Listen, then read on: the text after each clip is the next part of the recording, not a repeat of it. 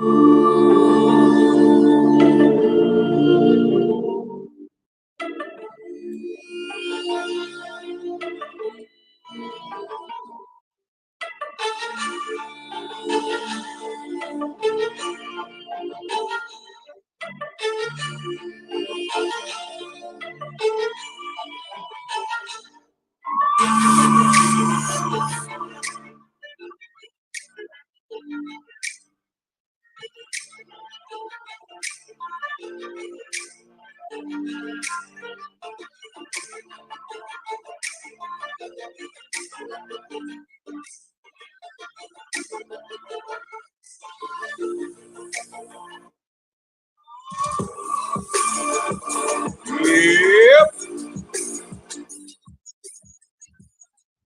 It's Wednesday night once again, ladies and gentlemen.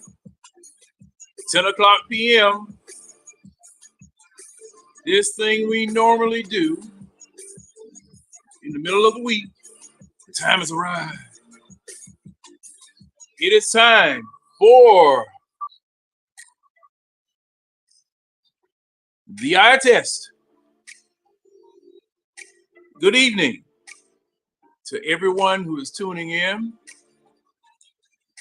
My people should be on the way. Winston, C-Dub, Red, James, and Keely. But I have a special guest that I'm going to bring in tonight. Someone who has had his thumbprint and all of the other four fingers on Atlanta sports for a very long time. His show, Around the ATL, is a show that has been in existence for a while. Some people might be asleep on it, but I'm going to tell you, Around the ATL is premier premium content. This gentleman was gracious enough to allow me to come and fuss and argue and holler with him on his show. And I have to beg him to come on this show because his knowledge, sports knowledge, and his expertise in sports is non-parallel. And he gave me an opportunity, let me come on, let me talk, because, you know, I was a radio person, but when his show was in its infancy, he allowed me to come on, and I will be forever grateful to him. There would be no eye test without this gentleman, because this gentleman showed me the way on how to do this and how to do this professionally. And I would like to add to the stage Mr. Chris Royster. What's going on, John? Man, I appreciate that intro for sure, man. And hey, from back in the day, 2018, and doing the radio version, you definitely was one of our favorite callers, one of our most regular callers, talking about the Hawks specifically. So I definitely appreciate that. I remember everything, of course, my photographic memory. So I definitely appreciate that, man. As always.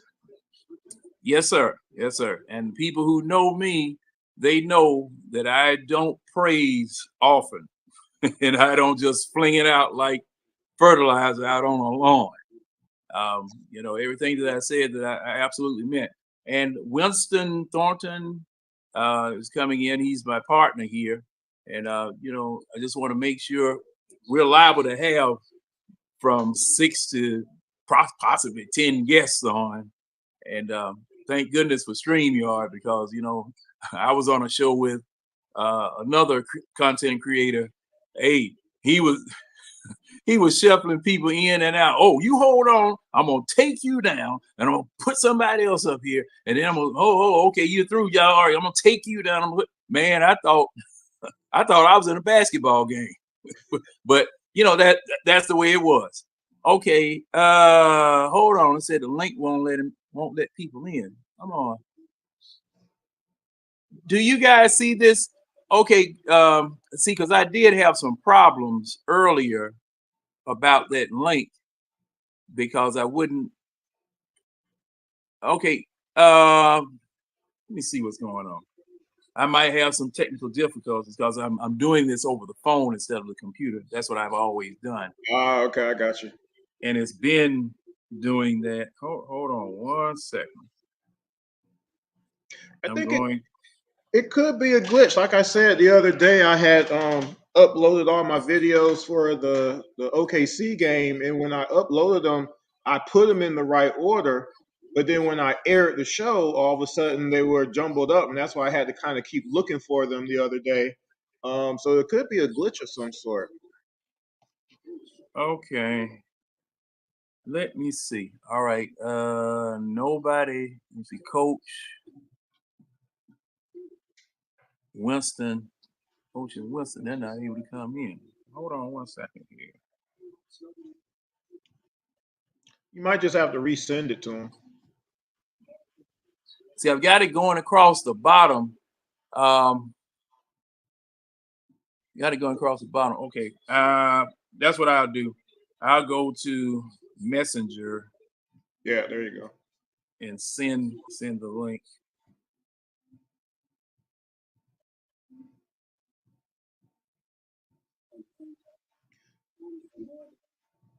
Hold on 1 second. As you do that, I'm gonna comment on a messenger I saw that someone has said. Well, I'll just say this: it looks like maybe they looked at my last show because they used something I say. Pointing and ball watching is not defense, and they were looking at that tonight. And I was like, that's very unique phraseology there because I just said that the other night. But people are starting to kind of get wise, I guess, finally. But then another person was like, well, I'll be happy when we get healthy, so that way people can use Clint as a scapegoat. And I'm like, wait a minute now. There's no such thing as Clint being a scapegoat. It's just the facts that he just can't really help our team win a whole heck of a lot right now.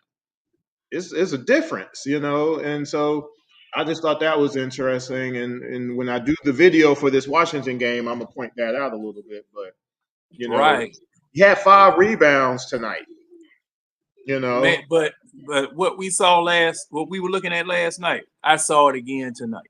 saw it I again. saw that. Okay, I didn't want to say it, but again, I saw it again tonight. Hey, Winston. Let me see. Winston, I sent you. Let me see. It was a group messenger. Who all did I send this to? Yeah, I sent it to C Dub, James, Winston, Red, and Ron. I sent it to you on Messenger. Sent the link to you on Messenger because I can't. It's something going on where I can't post it in the chat.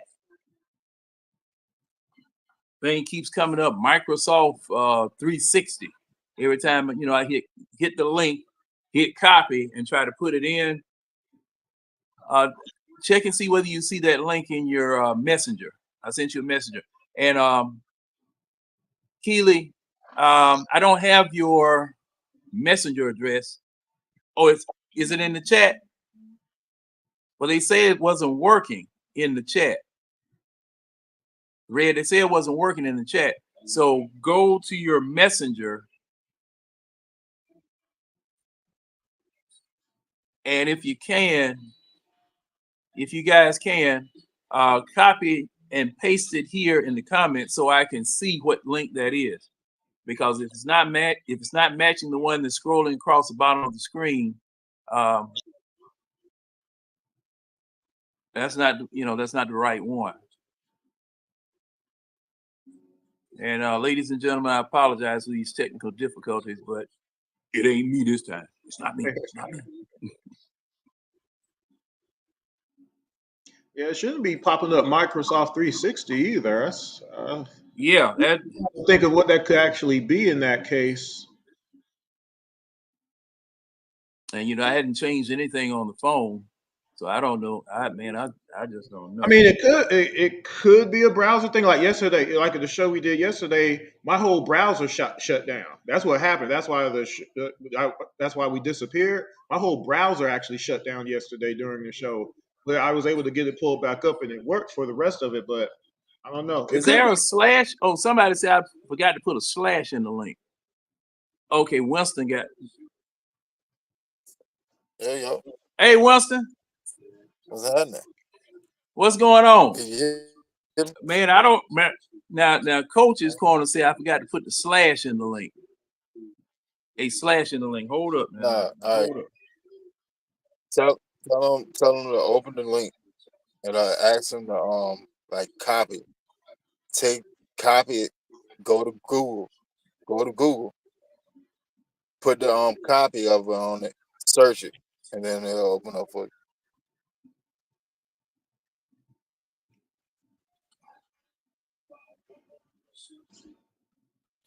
Yeah, Hey, Coach, there is a slash between com and DMPN2E.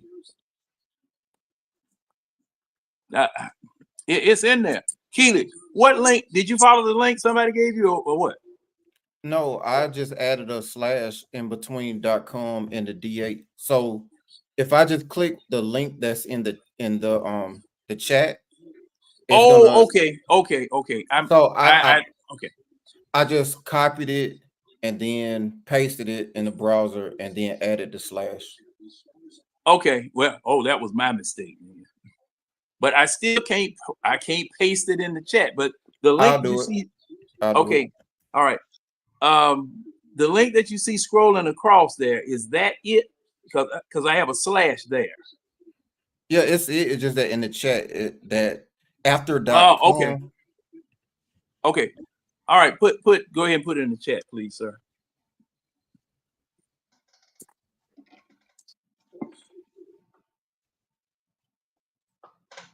And Keely, Winston, the gentleman that you see to, I don't know how it looks on the screen. The gentleman that you see to my right, left, whatever it is.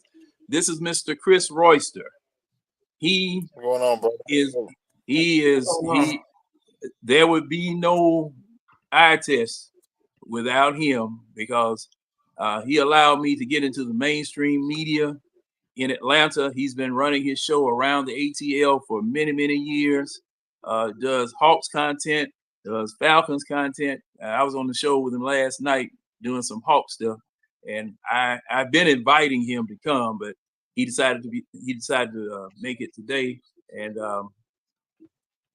very, very solid earth dude, good dude, and that's about the best introduction I can muster right now, gentlemen. You know, I'm suffering with the dentist. They got 4 of them from me yesterday. Oh wow. Yeah, the grinding women, as Proverbs say, the grinding women have become few. Yeah, that sounds rough. Yeah, man, I had to get sutured to cover that chasm up. Man. Nice to meet y'all, guys. Hello, brother. Hello, how everybody doing? All right, and there's Coach. What's going on, Coach? What's up? How's everybody? Man, we holding on, man. I'm holding on. I said I was gonna make the ultimate sacrifice tonight and not take my pain medication and come on here and talk, because if I took my pain medication, the language I would have used would not be intelligible or proper for 10 o'clock at night with the kids. so all right, gentlemen. Red, hope I got some pain medicine. I got the rest of your liquor, Red, that we ain't gonna ever get together and swap. But yeah, I got to get Red his prize. Okay. All right.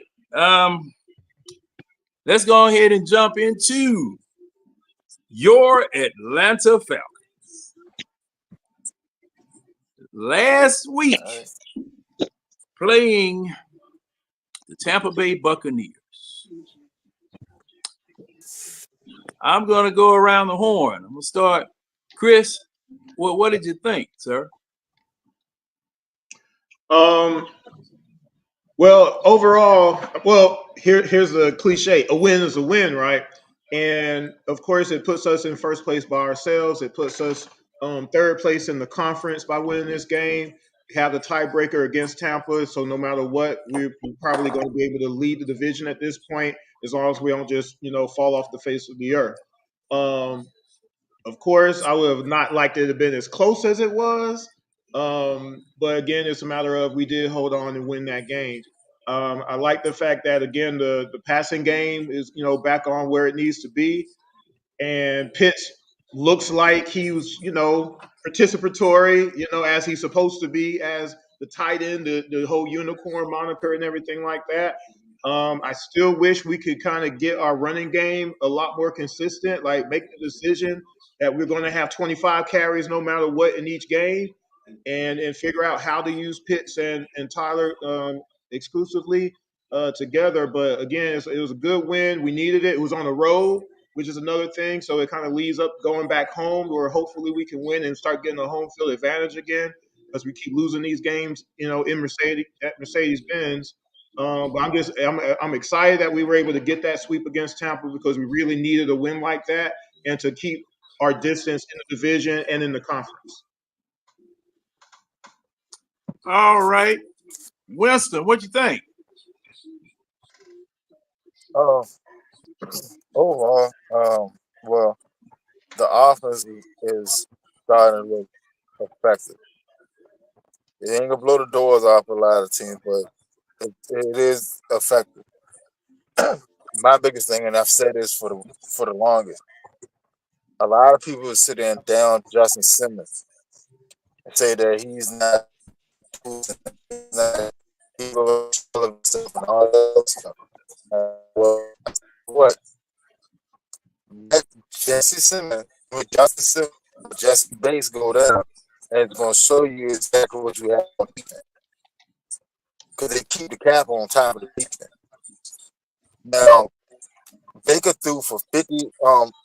Baker threw 50 times for 330 yards without his top two wide receivers. That's the issue. That is a issue. Richard Grant, Richard Grant, I wouldn't even put him on special teams at this point. The game is way too fast for He him. shouldn't be on our team. Yeah, the game is way too fast, and it's like Richard Grant. You remember like when you was a kid and they used to have like the little board and you try to match the shapes into the corresponding holes for him. He's trying to put a square block into a triangle shape, and it's not fit. It's just not fit. Then don't get me wrong. If he went to like another defense like Oakland, I think he'll look entirely different in Oakland. He would look entirely different in Oakland. But for what we're doing, like when Helm get back, Richard Grant's gonna be an afterthought. But overall, I mean, we got first place in the division. We swept the Bucs. We're on the way to sweeping the Saints. As long as we can build momentum into going into that Saints game, we have a very good shot of sweeping the entire division. And when was the last time we did that? When was that? Because I'm trying to think. It's been way over, I would estimate 20 years, if we ever did it. That's what I'm thinking. It's been a while since we swept the division. The Off the top, NFC South, or the NFC South, or the NFC West. Either one. Okay, let me see. What kind of car is that? I'm supposed to be able to tell by the ding dong of the monitor. No, it's not a Ford. Cadillac, John. Cadillac. Cadillac. Excuse me. It's a Cadillac. Okay. Okay. So to your question, since realignment in 2002, 25 teams have gone undefeated in their division, and the Falcons are not one of them. Okay. So we never did. Okay. Wow. Well, first time. I mean, make some history this year. Yep. Now, Keely, what did you think about it, son?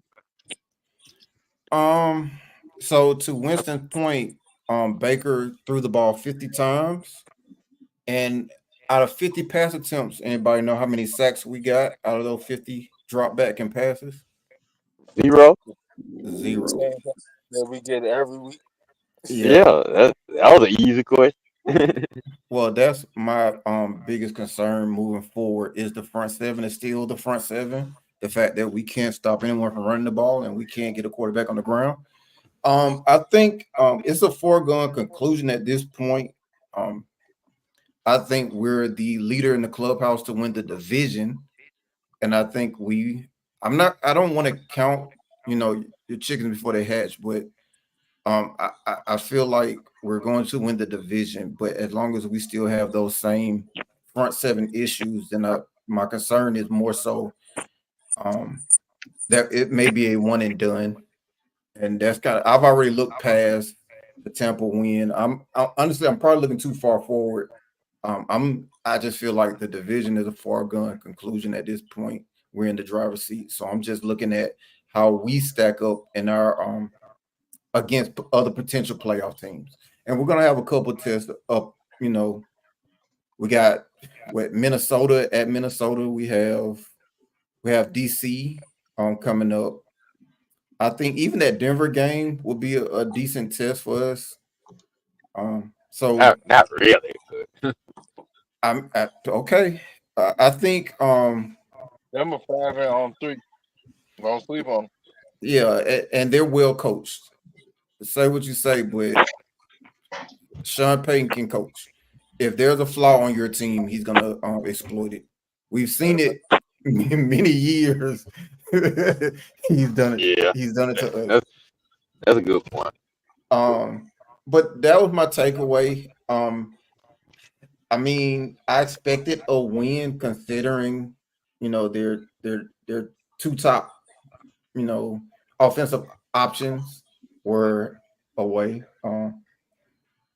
It would have been nice to have the victory kind of like the pull away sooner, but who cares about style points? We still got the win. Yeah, that's not our style, buddy. No, it's not. It's kill everybody. I just feel like Edge, if it's you're a edge of your playoff, seat suspense thriller. I just feel like if you're a playoff team, put the teams that you're supposed to put away, go ahead and put them away early. So like that Carolina game on the road, that I just felt like when you're a playoff team, put them kind of you should be able to put those kind of teams away early. However, it is the NFL. You can't treat everyone like this is college football. Like you're playing against Appalachian State. So I get it. However, I would love to see it if we're a playoff team to kind of put these wounded teams or these subpar teams away early. But again, that's where it wouldn't be the Falcons if we did that. So, What's not? All right, Coach. What you think? Uh-oh. Well, my thought are always, different than everybody else just because of my background. So, as my man up here said, I'm sorry, brother, I didn't catch your name. What's your name? Chris. Above me, Chris. Okay. As my man Chris said, and then Keely just alluded to, the fact that we are having issues putting teams away. Before I start, let me preference as what everybody said: a win is a win. No one up here on this panel is going to complain about a win. All this is critiquing our team. So let me start by saying that. But moving forward, I still have an issue with the coaching staff. Um, I don't like the fact, like Keely just said, we're playing around with teams that are severely wounded, and they're sticking in, to the end with us semi healthy to almost completely healthy. Like yes, I know we miss a piece here and there, but we're nowhere near as depleted as the Saints or as Tampa Bay or some of these other teams, and we can barely put them away. Um, you know, People get on me because I say, I don't like Zach. Well, we putting up 30 points a game. I mean, that sounds good, but again, we're playing depleted, beat up teams.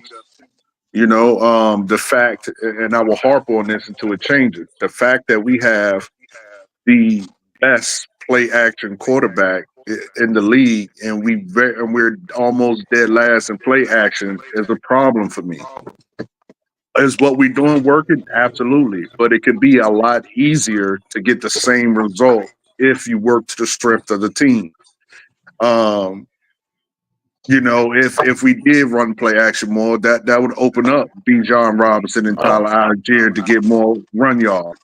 That would open up Kyle Pitts, Drake London, Ray, and Mooney to get more passing yards. It would literally open up the entire offense. And then on the defensive side of the ball, if Lake would just get out his own. At this point, I don't know if it's Lake or if it's Raheem, but somebody has to change what's going on with our defense because I don't see presently constructed and what we are seeing week in and week out. I feel like we go into Washington, we can run into a buzzsaw. We go into Minnesota, we can run into a buzzsaw. We go into Detroit, we can run into a buzzsaw. Because we just can't stop, them on defense. Great teams find a way to win, and we're winning right now. Yeah, but I don't think we're a great team. So for me, it's solely on coaches. Yes, it's a little bit of players, but I feel like if our coaches put our players in better position to win, they'll get better results. So that's my thought process.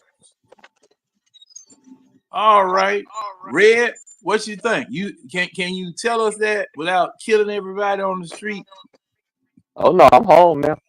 Oh, okay. I just I don't want you to get upset, and I know you just got the car fixed. I don't want you tearing it up. So the Falcons will make you wreck a car. I'm just telling you. Yeah, they will. Can y'all hear me clearly? Yes, sir. I can. Okay. All right. Well, pretty much. I guess I'll piggyback off what well, not what Coach said too much, but I think Keely was the one talking about the defense not being able to stop the run, uh, not being able to get off the field on third down consistently. Bottom line, only issues I have with the team are defensively. I think the offense has become the strength of the team now. It's pretty much offensive a bust. If we don't put no points on the board, or at least a certain amount of points on the board, we're probably not gonna win. Can't come out, lackadaisical or slow like we did in the Seattle game. We're not gonna win. But as long as Kirk Cousins and that offense is bringing A to B game most weeks, we should have a pretty decent shot to get a victory or at least compete for a victory. But defensive wise, definitely some changes are needed. The scheme is horrible. The players don't fit it. We can't stop the run. Every time seem like the defense get on the field, sometimes they put points up. So we got to match the points. With the exception of that bonehead, and I do mean bonehead, Kyle Pitts move. Offensively, we doing some things. Mooney is getting his numbers. Drake London, not last week, but overall consistently putting up his numbers. Running backs, trying to feed them, both of them each game. But like I say, offensively, we starting to figure it out. hopefully we can turn another corner this week with Dallas. But I hate to say this, but Keely's right. If we don't get this defensive thing fixed, sad to say, we're probably looking at a divisional win, but a one and done. And if we do look up and get past that home playoff game, it's going to be very difficult to get past the divisional round, not being able to stop the run on a consistent basis. So those are my thoughts. We offensive bust, like we always have been for most of my Falcons career. So we'll just have to see where this will take us. But we definitely look like we heading to the playoffs because we're gonna win the division. And like I say, we have to take it from there. But that's my thoughts as of right now. All I put right. Well, go ahead, Winston. Go ahead. I put it to you like that. A lot of fans are, I'm not gonna say happy with the defense, but they accept the defense. But let me put it in perspective how bad this defense is. How much worse it would be if we lose one of our safeties. Right now, opponents are scoring on 48% of their drive. That's worse in the NFL. God, That means man. Oh, almost half of the time they touch the ball, they're going to get points. That's a given. So the whole we have a bend not break defense or argument, that's a lie. We're breaking at an alarming rate. he ain't lying. At an alarming rate. If you're in a football game, you have what roughly somewhere between like 8 and 10 drives. So for our percentage wise, off of 10 drives, they're scoring 4.7 times out of their drive, either a touchdown or field goal. That is a problem. If you score 4 touchdowns, hell, that's 28 points. You score 3 touchdowns and a field goal, that's 24 points. So your offense is sitting there trying to go and overload every game. That's not complimentary football.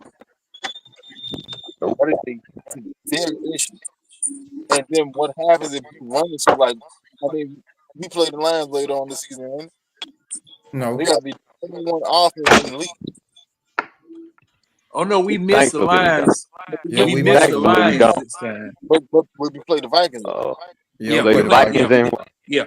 we play Washington too. And Washington too. Yeah. That those are whole different type of issues that we have not seen. Like I think a lot of people we played Kansas City tough. All right, well Kansas City was trash, and they still beat it. Yeah, they ain't playing too good this year. Think about it. Like Mahomes is nowhere near the Mahomes that we know. Right. We scraped by with Philly. We lost to Pittsburgh. We scraped by against the Saints that had 32% of their team out. These are actual issues. Don't get me wrong. Like I'm happy that we're 5-2. I'm happy that we're 5-3. We're in the driver's seat. We're in the top 4 in the NFC. Love it, love it. But there's going to come a time that the rubber gonna meet the road, and it's coming very soon. Like That was gonna be a good test. Hey, John, I not, want to chip in something real quick. not good. Going towards personnel and just the reputation, because we have a completely different coaching staff this year. But going back to, and I think it was Akili, I think, mentioning how the reputation of not being able to beat teams we should be able to beat, especially when they're understaffed or undermanned. Last year, we met a Vikings team that had a quarterback who didn't even know who was on his team, beat us, right? And here we are now with a whole nother coaching staff and pretty much similar players, but some new players, and we still can't break away from a team that didn't have their two main receivers, and we gave up 330 passing yards, right? 102 rushing yards. So I know Lake had said the other day, "Oh, we're not going to change the scheme. We're not going to make no changes or anything like that." But I just think that's just an absurd statement when we have how many sacks for the entire season of 2024 so far. I know we had some injuries at the beginning of training camp and all that and everything, and we brought Judon in and stuff like that, but we're still not making any progress on that tangent. Like we are getting no push whatsoever. Like again, pressures don't mean nothing if you're not getting to the quarterback at all, not even getting a hit on them or anything, not making them move. And then on top of that, we can't tackle still. And I'm like, how can we just not still be able to tackle after all these years? This is kind of it's kind of silly at a certain point and absurd because it's hurting us in the end. And again, our offense can carry us up to a point, but it's going to really matter in the playoffs. And like everybody's already said, I don't want to see us finally make it to the playoffs since 2017 and then get bounced right out when we have the makings of a team that could get to the NFC Championship if we do right. So it's a matter of like, why is I Lake don't know so about that. yeah, so why is he so like abrupt as far as we're not going to make no changes when we're not getting where we need to go? And again, do we need to make? I mean, we know we need to make some moves, but what can they do? I don't know. But I think it needs to be kind of drastic. Certain players don't play like that Lorenzo guy. Fortunately or unfortunately, he's not available anymore. But he wasn't doing anything. Either KB, he can't do anything, obviously. So why is he out there anymore? Richie had to come out there by default, but again, once Simmons comes back, he don't need to be out there no more. It's just a matter of what can we do for these last couple of months of the regular season enough to make sure to get to where we need to be rather than us hoping for it. Because we're not in a phase where we can hope anymore. We did too much to get Kurt. We went and got Penix Jr. and all that, and we see how things are translating out. I just don't want to see us waste this season because we've wasted 2 seasons not having any quarterback play at all. We see where that got us. Now we finally got one. I just don't want us to see it wasted just because we didn't do enough, and that's what scares me more so than anything right You And know brother, who? You go know ahead, who? Keely. No, and not to get sidetracked, but when he spoke about the stubbornness of Jimmy But Lake, Smith, it just yeah, it reminded me of a certain coach we had, and his state he we things were so these 4 quarter collapses didn't start with Dan Quinn. It started before him, and it was a certain coach, and D. Orlando Ledbetter used to always ask him about these comebacks and the second halves and all this stuff. And he refused to make halftime adjustments. I remember it was a big deal with him. He said that players are supposed to execute. I never forget Mike Smith used to just stay on that. He just refused to now. I make remember halftime adjustments. And Orlando Ledbetter, it was a big deal back then where he used to always bring it up in those press conferences. It just reminded me that it just brought me back to a bad space where the coach was just like, "No, we're good. Like we're gonna keep plowing this road, no adjustments whatsoever." And don't yeah. and that's the worst part. Like you continue to double down on. Like I Take the understand food out. having Double down, philosophy baby. Double down. and you have your vision and you trying to create your baby. I get it. But right now you're not in a position to do what you want to do with the personnel that you have. You cannot do it. It is not working. It's been half a season almost. You've seen that it is not working. That's why you're starting to more and more 4-on-3 uh packages being implemented. 'Cause it's starting to come along a little bit more. They're starting to see it. I have a 4-3 team. I have a 4-3 defense. My entire defensive personnel is 4-3 base. They play in 4-3. That the only person that plays in an actual that has played in a 3-4 effectively is Judon. Is Judon. But you don't have the things to make him to complement him and his skill set. You don't have that. So you're gonna have to go to a 4-3. And then when the Helms come back, don't be surprised. But you're gonna see a lot of 3 safety sets out there on the field. That way we have an actual tackler closer to the line of scrimmage. It's Yeah, coming. Hold It's on, coming. Winston. Hold on, Winston. You actually predicting that we're gonna see some changes on this defense? Yeah, you're gonna have to. Because I know we don't have to. How come we ain't seen them by 4 now? He's a rookie.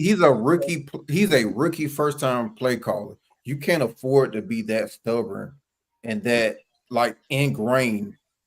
And this is your first time as a NFL DC. Like you just can't. Like that to but me, that's just playing with your career. that's Hey, why I said everybody, hold earlier. on. Figured out. Everybody, hold on just a second. James, follow the link that is scrolling across the bottom. I put it on extra slow mo so that you can get it. Cause see now it was running across there, wide open. But James, I put it down. also posted it in the chat as well. Go find mine and copy that. We put it on extra slow mode for y'all Alabama fans, James. But yeah, but this is what I'm saying, Keely. At this point, I'm not sure that it's just him. It has to be at this point. You got to give Raheem some smoke. Like my man said a few minutes ago, the fact that they're this stubborn is asinine. But what keeps being told to me is, stop complaining, we winning. And it's like if you We have are 6 okay, sacks, and the Giants have 35. What are but we that's my talking point. about? That's my point. But I keep being, oh man, it was everybody against me just the other day because I was saying these exact same things. It's at some point you can't be okay with mediocrity. Yeah, we winning. Absolutely. Name of the game is to win. Yes. But if you're happy winning we like got this, 5 then wins. this We are this is winning. it's Stop nuts to me. complaining. Man, whatever. Until I see a better product, I'm gonna keep saying it. This team Coach, is stop whining, man. We 5-3. What you complaining The about? thing of it is, all of a sudden, this Dallas Cowboys game becomes a trap game for no reason. All of a sudden, we're going to make Dak Prescott look like he's Joe Montana for no reason because we can't get to him. We're going to let Ezekiel Elliott get 120 yards rushing out of nowhere. Not even that. Think about when we play Washington. Think about when we play Washington and what Jaden Daniels has the ability to do. Jaden Daniels got the ability to get 400 yards. Let's hold on Dallas real quick. I don't want to hear nobody talk about our record because we saw what happened to the Eagles last year. I don't want to hear nobody talk about our record because we saw an Eagles team last year that was undefeated. They were undefeated, right? They were like 5-0, 6-0, 10-1. They were like 10-1. Yeah. And they fell off the cliff. Like Shannon Sharp said, don't accept anything in a win that you wouldn't accept in a loss because that same thing that you slid by in those wins. Oh, we got a winning record. Those same things are going to be the reason why you lose and end up becoming the Eagles. So absolutely, I do not want to hear anything about the record because we saw what happened to the Eagles. We see it all the time. Where the hell was y'all at Sunday night, man? I could have used some bag up because, bruh, I was saying the same thing. 5 wins don't mean nothing when you got 17 games to play. That's not even half of them. That's not even half of them. We're gonna win about 11 All right. I'm gonna tell y'all now. Y'all keep on. Y'all gonna draw Tidy back in here again tonight. Let him come in here. He's just gonna talk some more foolishness. But yeah, y'all gonna drop. Now see, Tidy is the epitome of positiveness. Wait a minute. Now you see him. He done posted 2 times and posted in lowercase. Now that's a warning. Again, stop me when I tell a lie. Did the Eagles not fall off the cliff? And everybody over here talking about a record. Did the Eagles not fall off the cliff? They absolutely did. Yeah, just stop me when I tell a lie. The Eagles did. They were a Super Bowl contender. Yeah, that was an early Super Bowl contender. And a great even to harp on your point even more. The reason they fell off the cliff was their defense went downhill. and their I coaches mean, are but the more. thing was, there were signs of a bad defense even when they were winning. Right. Even when they were winning. Correct. Right. And which is the point. Like, we can say, oh, we're winning, but we see the bad things we're doing. It's just that no one has been able to. Carolina can't exploit it. They're just not good enough. However, when we play against teams that can exploit it, then all of a sudden it's like, oh, I thought we had a good team. No, I mean, again, don't Bro, accept anything in a win that you wouldn't accept in a loss. Like, watch it's this. okay to talk about it. The last one last week, right? Jared Goff threw for 83 yards. You know how they won? They ran the ball. What is our weakness on defense? Not being able to stop the We run, already being said. able to get the quarterback. Well, been that way Okay, for years. making Yeah, but adjustments. the one thing about that as well, Winston, is again is what I keep harping on. They have a good offensive coordinator. He schemes their offense to damn near perfection. He schemed. The sign of a great team is coaches that scheme their team to the best ability of their players, and we simply just don't do that. We just don't do that. So Not if, on if, defense if anyway. a team has a good offensive coordinator, what is the counter punch to that? Have a That good defensive coordinator. Right now, our defensive coordinator is not showing that. He's showing that he's smart because he understands. Like, all right, I know I can't get to the quarterback and I can't stop the run. I'm gonna keep a cap on the top of this defense. I'm gonna keep a cap on the top of the defense, and that's what the secondary is doing. That's why we were sitting there playing out of zone, so we can keep a cap on the top of the defense. Because our front Toddy, you gotta stop that, bro. No one is saying that. Come on, Toddy, bro. Now, But the tight. same, but if we lose by 20, then what would the conversation be? Like, that's my point. Like, the thing is that, bro. Okay, All right, y'all Yeah, gonna get him well, on the show. well, well. Y'all Let gonna me get him on the let show. me let me get in this here, and y'all Come done, on, John. What you got?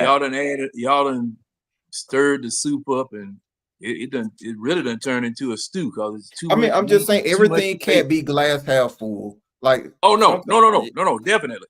yeah, that's what I'm saying. We have to Hell call no. it down the middle as best we can. Like, everything can't be glass half full. That's all. That's my point. It can't be all roses and colorful flowers. Like, even when you notice the bad stuff, hey, well, at least we're winning. We're 5-3, but it can't As always long as you know, as glass. long as you know the defense sucks, then you thinking realistically. As long as you know At the this Yeah, at defense this sucks. long point, what we long do as you good know is that's half the battle. we do just enough Yeah, to win. That's that's what what we I'm do saying. good As right long, as now. But long as we you go into the game knowing you can't stop the run, your defense is trash, but your offense, it can make some plays.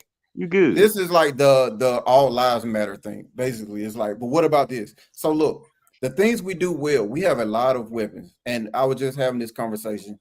That's I it. think the talent we have on offense is Mhm. problematic. Like, people were talking about, like, Kyle Pitts going off, right? Kyle Pitts in this offense is like the fourth option. He should go off. He has the same amount of targets as Ray Ray. Teams are worried about Drake London. He has And the most Mooney. targets on the team. They worried about Mooney. They worried about Bijan. They worried about Algier. Like, that is the positive. Is that there are just too many. A defensive coordinator looks at the film and he's like, all right, who are we going to prioritize? That is our biggest asset. The fact that we just have so many offensive weapons. Like, keep in mind, Pitts is the fourth option on this team. Need to be the eighth option. And Well, no, with that being said, do you think that we are using our weapons to the best ability to really showcase how well, much Tidy, you talent we asked for have a on this positive. team? You asked for a positive, Tidy. That's my point. That's the positive. You asked for a positive. There you go. You got what you got. Go Hey, ahead, coach. I just wanted to Talk ask you. about some defense, Keely. I just wanted to The ask a question. secondary is the positive on the defensive side. The secondary is the Can positive. Go ahead, That's go ahead, it. John. Well, can I ask half of the secondary is No, hold positive. on. can Go ahead, can Go ahead, John. can John. Can I ask half a question? You know, I just Oh, wanted sorry, to John. I just want to be able to say one thing about everything going on. Okay, because I'm not being listened to at all. Nobody, whatever. But at any rate, gentlemen, I'm just gonna say what it is I have to say about this situation.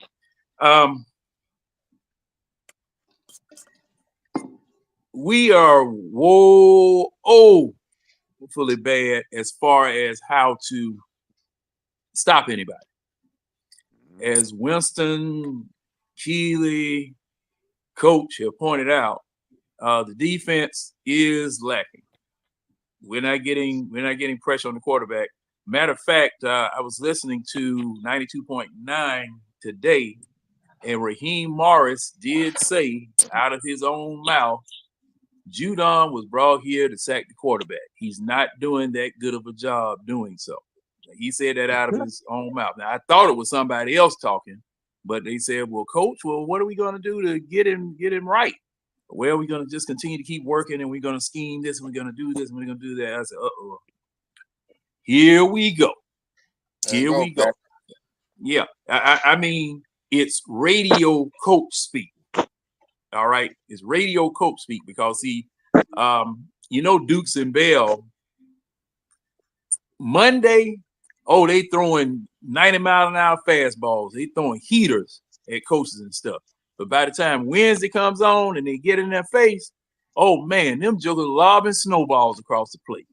I mean, they pitching underhand, sideways, or whatever, completely kowtowing because the man is, the man is in his grill. It's just like those Facebook typing warriors. Oh, you real big when you picking it out, but when I meet you in the street, you don't have nothing to say. Now, the problem that I'm seeing, is basically what you guys have said.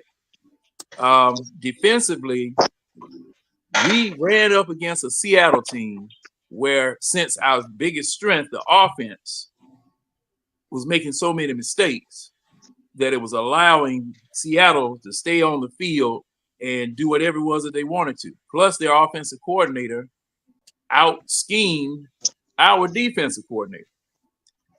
That's why I've always said that you need an old Monty Kiffin, who name those Buddy Ryan, those old defensive coaches that Dick LeBeau,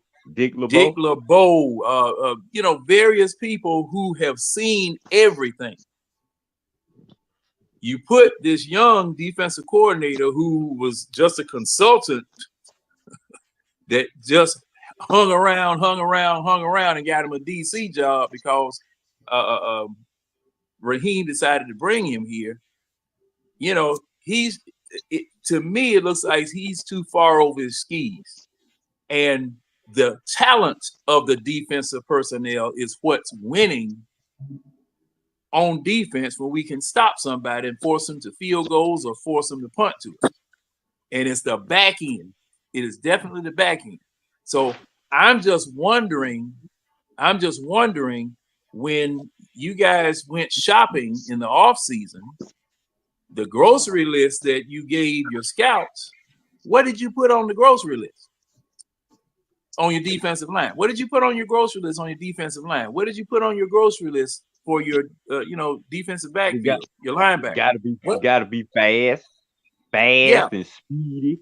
Instead of picking guys that's big and got some meat and beef and size on them, you picking all these undersized, fast defensive linemen that can't get to the point of attack when we need them to, and it's just making the whole defense look bad. And then you're having them out of position in this sorry scheme that we're running.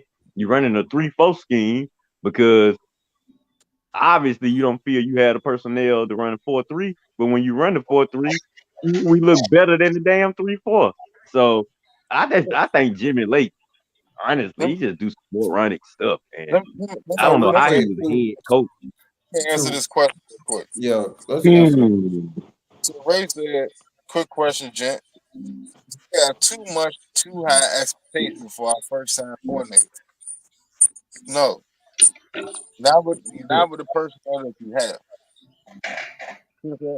It's not like we stood pat all off season and stuff when we came into this season with the same personnel we had from last year.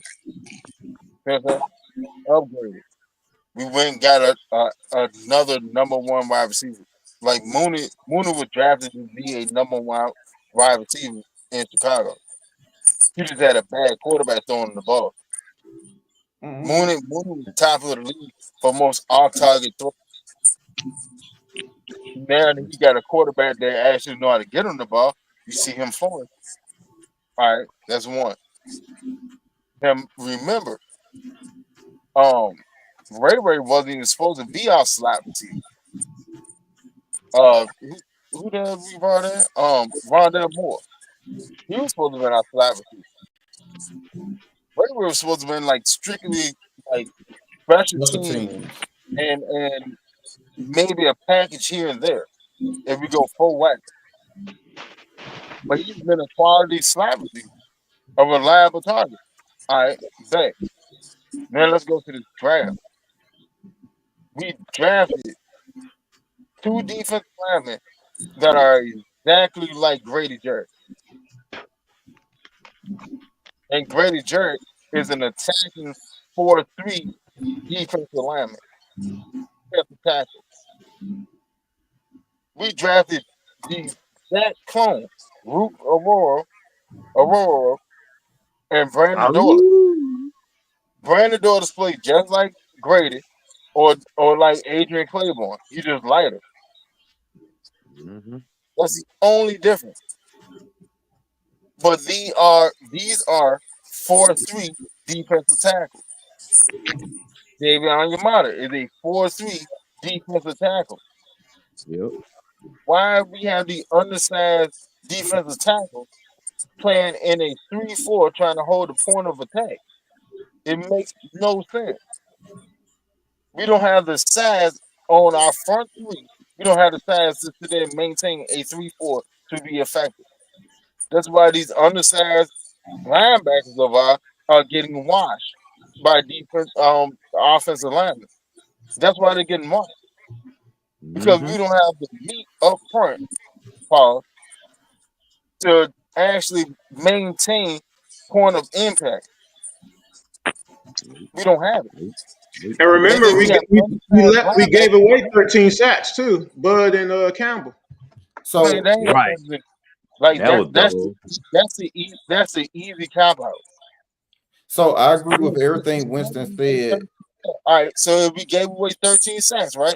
What are they doing on the teams that they would now? Respectively, nothing. That's They're on the not team doing that they're on, but for us, they were productive at least. So I'm just it. giving apples and oranges at the end of the day. We don't have nobody that replaced those 13 sacks still. I mean, we expected Judon to be an upgrade over Bud Dupree, though. An entirely different scheme that maximize the type of players that they are. In a 4-3. The rest of your defensive line is the same defensive line that you had from last year outside of Calais. Your linebacking core is the exact same outside of Dupree leaving, and we picked up Judon. But what's the common denominator? We was playing in a 4-3. Now we're in a 3-4 where everybody's playing out of position. Well, missing Troy is hurt too all this time. Huh? Troy not being here has hurt us too all these games. You crazy. Man, who cares if Troy play or not? Tackling. He can tackle. We don't have nobody. Get out of here. Troy not being here ain't hurting us at all, dude. Okay, whether he here or not, this defense will still be trash. No, that's not true. I would say this to Ray's question. The thing that to me like for example, I don't think we have unrealistic expectations. I don't think so. For example, I don't think no one expected Desmond Ridder in his first year to be a 30 passing touchdown quarterback. However, when we saw him do bonehead stuff, we still complained. Like if we said, "Oh, that was a dumb pass," we still said that was a dumb pass. So the expectations, I don't think applies to this because though we understand that these are first year head coaches, when we see something stupid, we're still gonna voice our opinion just as fans. Like, okay, this isn't the case. Like, we're not gonna go a whole season and just not say, okay, complain about what we see on the field just because they're first time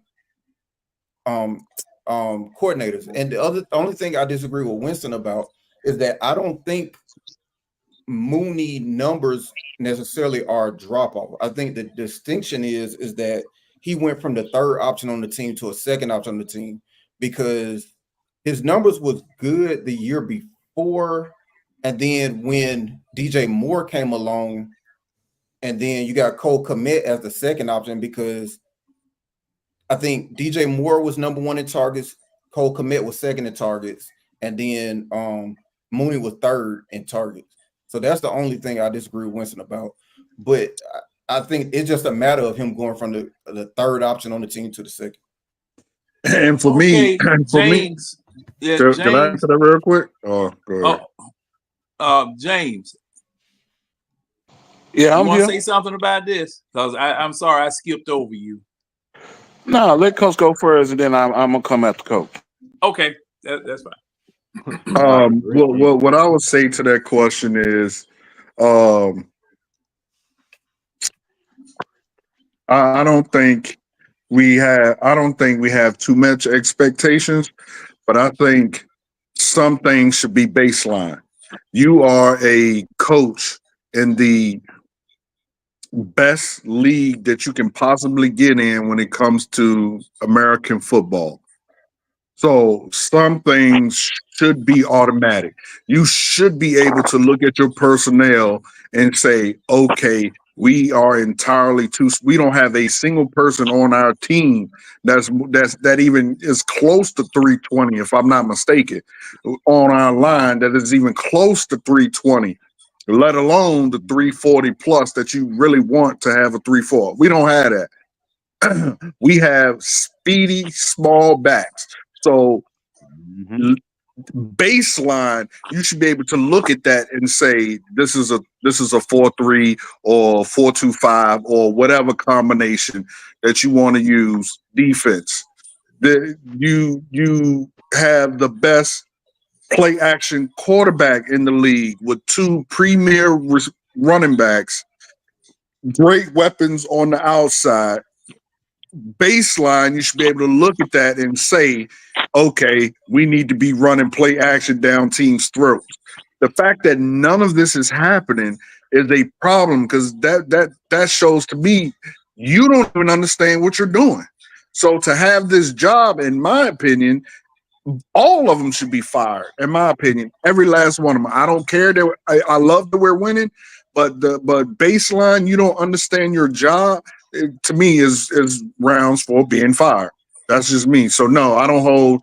There are no high expectations, but I do need you to know the baseline of your job. Like if you're a mechanic, you should know how to rotate tires. If you don't know how to rotate tires, at least. You know what I'm saying? That's probably the baseline thing a mechanic should know. If you don't know how to do that, you can't be a mechanic. Period. That's a good point. I'll just add to that because with other franchises, they're quick to change a coordinator in the middle of a season. If it's same thing, it keeps happening and there's no change at all, that franchise makes a change. The ones that they push that win. That's what happened on our Super Bowl. Point there. That's what happened on our Super Bowl run. Remember, Quinn took over defensive play calling halfway through the season. Salah's out there, and I don't care what nobody say. I believe if Salah came in here tomorrow, our defense would be 10 times better. Salah's already got a team, man. Oh, so he got hired already? Yeah, he was the Green Bay. Yeah, I think we talked about that Friday. Sleeping, not all the other teams. Who hired it? Who hired it? Green Bay. Okay. See? All right. Damn. We should have pulled the trigger. Go to Ty to comment because this is what I was talking about. When I be like he be. I think sometimes I feel like he trolling. So because he knows good damn well the final 8 weeks that team that defense. Yeah, exactly. The final 8 weeks, and that So let ranking me ask you that question. Let me ask that you that team question. ranking is a composite of the whole year, but for the final 8 weeks, you know where we were. But go ahead. Let me ask you a question, Kevin. Tidy Can you shit, hear me? y'all lost. Yeah, we can hear you. You can't hear me. Here he come. Told He y'all. coming. Told y'all he was gonna come on. He coming. The door. The Go door ahead, of the Oh, church Wilson. is open, Tidy. Come Hey, on. hey, Come hey, on. Wilson. Wilson, what?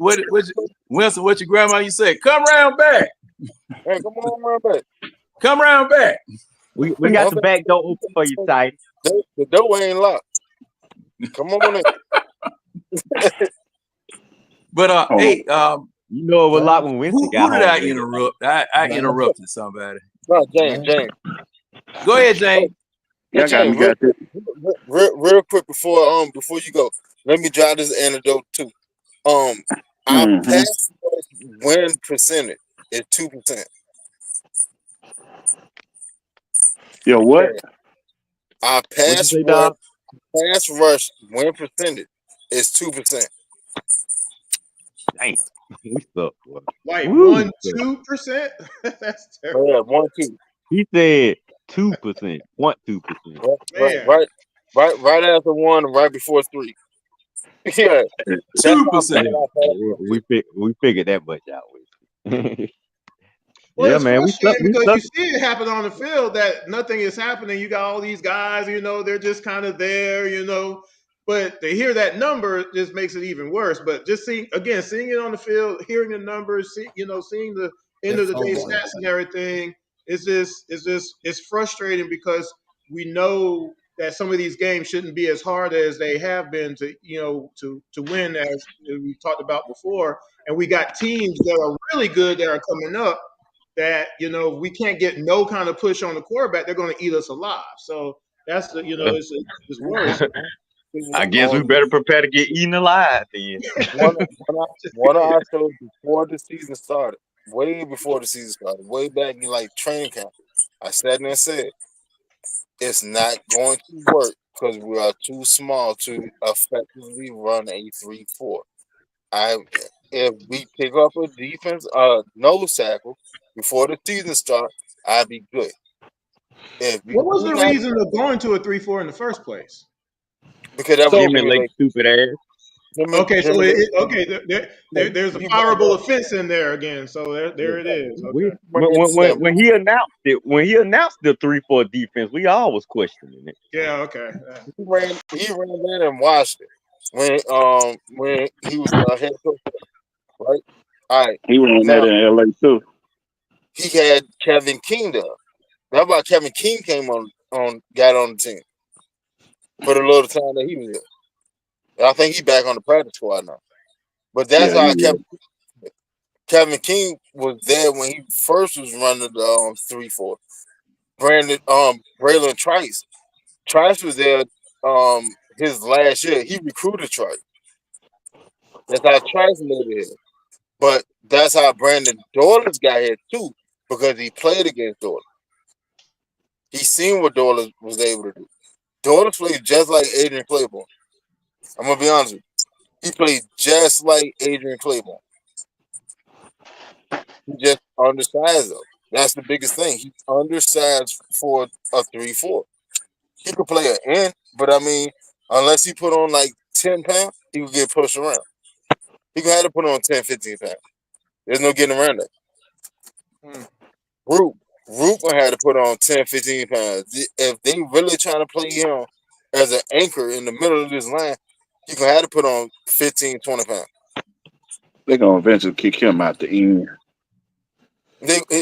Exactly. Same thing they're trying to do with Grady. Hell yeah, Rook ain't no damn D tackle. I can tell you that right now. Rook is No, not a D tackle. he's a 4-3 D tackle. He's an attacking nose tackle.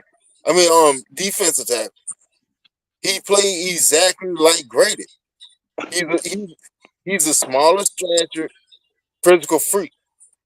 Oh, he played like But Grady, but then we need to be in the just like 4-3 then, because we ain't gonna never see his worth in his 3-4. I can see it worth in a 3-4. The same reason why you're not seeing Grady worth in a 3-4. He's too small for it. Yeah, I See the mean, thing. To be honest, See I the don't thing know if is. Brady is a legitimate 6 foot tall. and the See the fact that thing we is. we should be talking about this Red shit and If every he's Winston. 6 foot start tall, of the 'cause season. if you don't put Brady in a position where he can penetrate and get in the backfield and cause havoc, he's gonna get erased because his arm's too short. And the fact that we got to talk about this every week, and the fact that Jimmy Lake not seeing what we talking about. Yeah, man, dude is a world. Doubling And down, that's my point. doubling That down. right there is my point. That should be baseline. You should be able to look at your defense and baseline say this is Yeah, not going to work. And now you have eight after the first weeks. 5 weeks, after the You first have 5 weeks. weeks of it not working. Exactly 8 weeks, dude. You supposed to reevaluate this shit after the first 5 weeks. Remember how we say let's see the first 4 or 5 games, dude. This shit ain't We're worked here now. in Yeah. 8. Right, that's what I'm saying. It ain't worked in 8 weeks, so he should have already made some change. But like I said, like when the bye week come along, I promise you, you're gonna see more 4-3. I They're know. they're they're Wait a minute. trying. When's the bye week for us, though? Hold on. How Week long 11. are we? Week 11. But what you're seeing since the Carolina game, you're seeing more 4-3. Oh, Well, it's that's it's 3 weeks away. it's a slow No, uptick in 4-3 sets. You're seeing it. But You by think the you time think the he gonna bye you week, think he gonna and we come maintain it? out of the bye week, that 9 times out of 10, they're gonna be our predominant front is a 4-3. That Okay, and that 3 safety set where Hellum come back. Cause Hellum, to be honest, Hellum should be about to be able to be yeah, activated. yeah. let me He just let me about correct you there, time. Winston. Go ahead. Go ahead, Well, John. well, well, Coach. I was going to refer to you because you remember we were talking Friday night, and I was Yeah. saying that was a 4-3, but that was a nickel that Right. we were So running. that's what I was just about to tell Winston. The base is still 3-4. They're just running the nickel out of the 3-4. So they're bringing a linebacker I'm and not. putting them on the line. But it's still 3-4. We still I'm have not there's still a nose tackle on the field. Go ahead. understandable. I'm not negating that. I'm not saying that we're going base 4-3 now. No, I'm saying that you're seeing more 4-3 set than what Oh yeah. we saw at the beginning. Since from the Carolina game, there's been a slight uptick in 4-3 sets.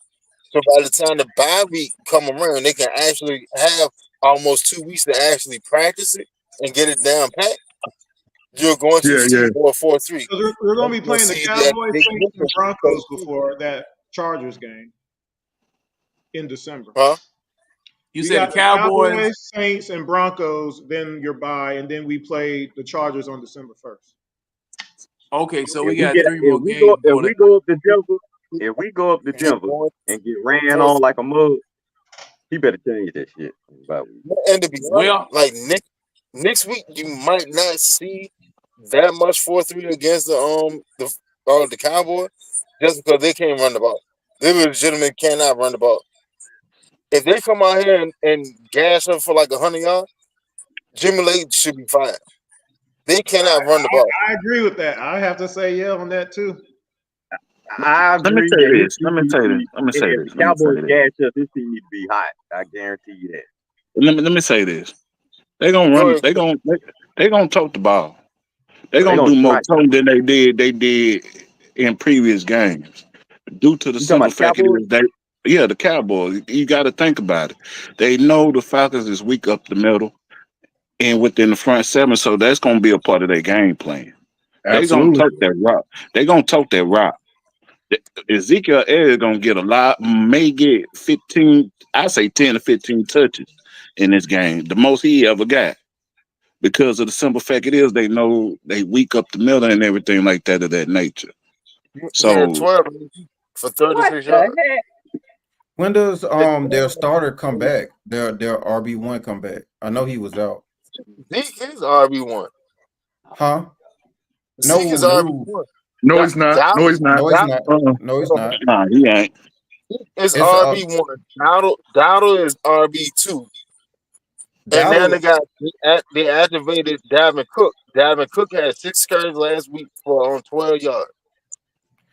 Hold on. Cook Let me. will be RB2.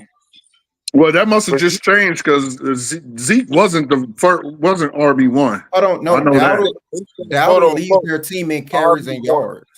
Yeah, they Dowdle. said. Listen, they said that Zeke is RB1, but they're saving him for later in the season. Dowdle is RB2, but Dowdle is getting more carry. Okay, That's all right. how So that's going over here's my over understanding. over there. Dowdle is hurt right now. I'm just asking, is he coming back? Because he's the one who's been getting the bulk of the carries thus far. Yeah, I don't know. I haven't seen the injury report yet. But if he do come back, well, if Dowdle come back, you gonna see more 4-3. Outside of that, I'm not worried about no other running back they have on that roster. Yeah, I don't. But I don't want to see. I don't want to see a package of 4-3. I want to see base of 4-3. Like, don't give me no package out of a You got to see 3-4 that that base. turns it You got to into see that base 4-3. running. No, hell no, because that still don't work. You still have people out of line. And real quick, Millie, let me just explain to you. Judon is actually what people keep getting on Judon's head. And let me tell y'all something. Judon is actually doing a very, very, very good job. If we were in the 3-4, Judon would have double-digit sacks by now. Absolutely, without a shadow of a doubt. But because we can't hold lane integrity, the minute Judon gets in the backfield, the quarterback steps up into the pocket and either takes off running or he just passes the ball because Grady Jarrett has been washed away. Our linebackers have been washed away. The offensive line has gotten to the second level, so they're all washed away. So the quarterback just takes off. But if we were in the 3-4 that would clog up those lanes, Judon absolutely would have double-digit sacks. So I'm not understanding why people are on his head. I mean, I understand it because he ain't getting them. But if you look at the game, he is definitely in the backfield almost every play. Almost every play. Go ahead, James. Go Oh ahead, James. boy, Winston, what is going on with your Yankees, man? Man, don't worry about it. We can put it up. Go ahead, James. What's the score, Red? 7-6 Dodgers. I swear the Yankees had a 5-0 lead when I And Oh left yeah, work. they did catch him. What inning are we in? Bottom of the 8th, Yankees back to back. Come on, Yankees, y'all better save yourselves. the Bats gonna be alive, man. Georgia got his first home run. Don't worry about it. We good. All right, I'm watching. We're gonna see. Oh, Y'all now, now, got 6 now that out. now that y'all brought up the World Series, did you see I Mookie know where you're Betts? going, John. I know where you're going. And the man almost snapped. I mean, had the man dangling by his Almost broke glove his arm damn wrist. and trying to snatch the ball out of it. Man, I'm I pretty wonder sure if they're I've allowing never them to come seen back. nothing like that in a baseball game before. no. And the man steady trying to say that it was outside the field of play, and Mookie Betts went straight up with his glove to catch it. No, And the man, he said because he released a statement earlier. He said, we talked about it. We had already planned for it. We plan on protecting this wall, and we already knew if it happened, and we were going to do that. And if we had a chance to do it again, we'd do it again. And they took and banned him for this game. They gave his ticket to a kid, 15-year-old kid that got cancer. They gave the ticket to him and his father. But they're allowing him to come back. He needs to be banned from all sporting events ever. Shoot. Yeah, That's what I'm exactly. saying. They need to be. If that was two brothers instead of two Europeans, they would have been permanently banned. Matter of fact, they would have been banned I from don't every watch stadium. baseball. So what happened? It was So just like Mookie your Betts, Mookie Betts going up for a fly ball, kind of like that dude in Chicago, but two Europeans. Mookie going straight up for the fly ball, coach. Catching a foul ball in the stands. Two One grabbed his Europeans wrist. grabbing his One grabbed his glove. wrist. One grabbed his Yeah, wrist. damn, The it other broke one his grabbed the damn wrist. glove. Yeah. Trying to take the So that ball he out couldn't the catch. So he glove couldn't catch the during the ball. game. They Yeah. were so trying to he keep had him. the They were trying to ball. keep He him had from catching caught the it. ball. He He had had the caught ball. the ball. He They was grabbed. coming They down grabbed. with the ball in his glove, and These jokers grabbed his the one dude grabbed his arm, the other dude grabbed the glove and was steady clawing at the ball, trying to get it out of his hand. And he For was what? For a dangling. souvenir, or so it won't be to considered a change the catch? effect of the game because his team was trying to losing. change the game. They were Oh trying, yeah, they they were should trying be. to keep him from they were trying to keep him from catching the ball, coach. So when being out. Oh yeah, Yeah. then they need to be banned for life. Right. Among other things. Yes, among other things, really deserve something else, John. But we not The gonna talk Because about you it. privilege, know, man. I That I would have privilege, introduced the game of privilege. baseball to him. Yeah, that's diabolical work right there. Because see, that's assault. That's assault. That's like if you're in the NBA, you got fans that come onto the court and want to, try to do something to a player in the middle of a play, or I mean, like you said, it's beyond crazy, man. I could little not security fathom ain't- even thinking of interfering with a game in that way. But the World they Series. felt so comfortable. Spring training, maybe, you're drunk, but not the World Series. But they felt so comfortable doing it. That's the part that I don't get. Like, I Oh could yeah, not and imagine. they were relaxed, like you said. They were relaxed, like it was just something that you just normally do. Everybody does. You know, Yeah. hey Keely, repost the link in the chat, cause he coming. If you don't mind, sir. Here you come with all roses. Okay. Hey, I told you he coming. This debate now. We're gonna come and get it back. So let me ask y'all this. Hold on. Let me ask y'all this. Tidy, go just bro. the link, if you scroll up, just put the slash in front of it, because it's the same link. You just have to, if you copy and paste, it's not gonna work until you put the slash in it. I tried to put it in there. It wouldn't let me put it in there. I just copied the link because I had to type the link whole to get in. So. Yeah, you gotta type it in whole to get in. That's what I had to do too. I copied and pasted it in the browser. Are you on a computer? Oh, tell Title. Tell him I'm finna inbox him on Facebook. I send it there. Are you on a computer, Keely? Yeah, I'm copying and pasting. That's why. That's why. Because all right, Winston. Okay, I see what you're saying. Okay, Winston. Time man, Judge, time man on second base. 1 out. Don't worry. Smack it. But yeah, I wish Winston and you. I wish Winston and Keely was in ABG on Sunday, man, because they were carrying on, man. They were carrying on. And Slim, Lord Jesus, I'm just so done talking football with that cat. Man, You brought up the wrong name, big dog. So do y'all see it in the chat? Because I went out to go put it in because it won't let me post it from here. But I went out to YouTube and then put it in the chat. Anybody see it? Tidy, can you see the link? I'm asking if you can hear me. I want to make sure. Oh, he said okay. Let me see. Tidy, I'm gonna post it. Say Tidy, I'm gonna post it to your inbox. I'm gonna put it in your inbox. I already did. I already sent it to him. Oh, okay. James, go ahead. What you were trying to say? I apologize, brother. Man, so how y'all doing tonight? What's that? What's up, James? What's up, Turd? This Turd beat Georgia though, but yeah, you might. So let me ask this. I know y'all want the team to be great, but don't y'all think it takes time? It does. Well, Jen, let me ask you this. When was the last time we had a winning season? It was a while ago. It was a while ago when we went to the playoffs in Philly. Yeah, in 2017. Right. Ain't that been enough time? It is enough time. The Texans all of a sudden went from all of a sudden out of nowhere, right? So why not?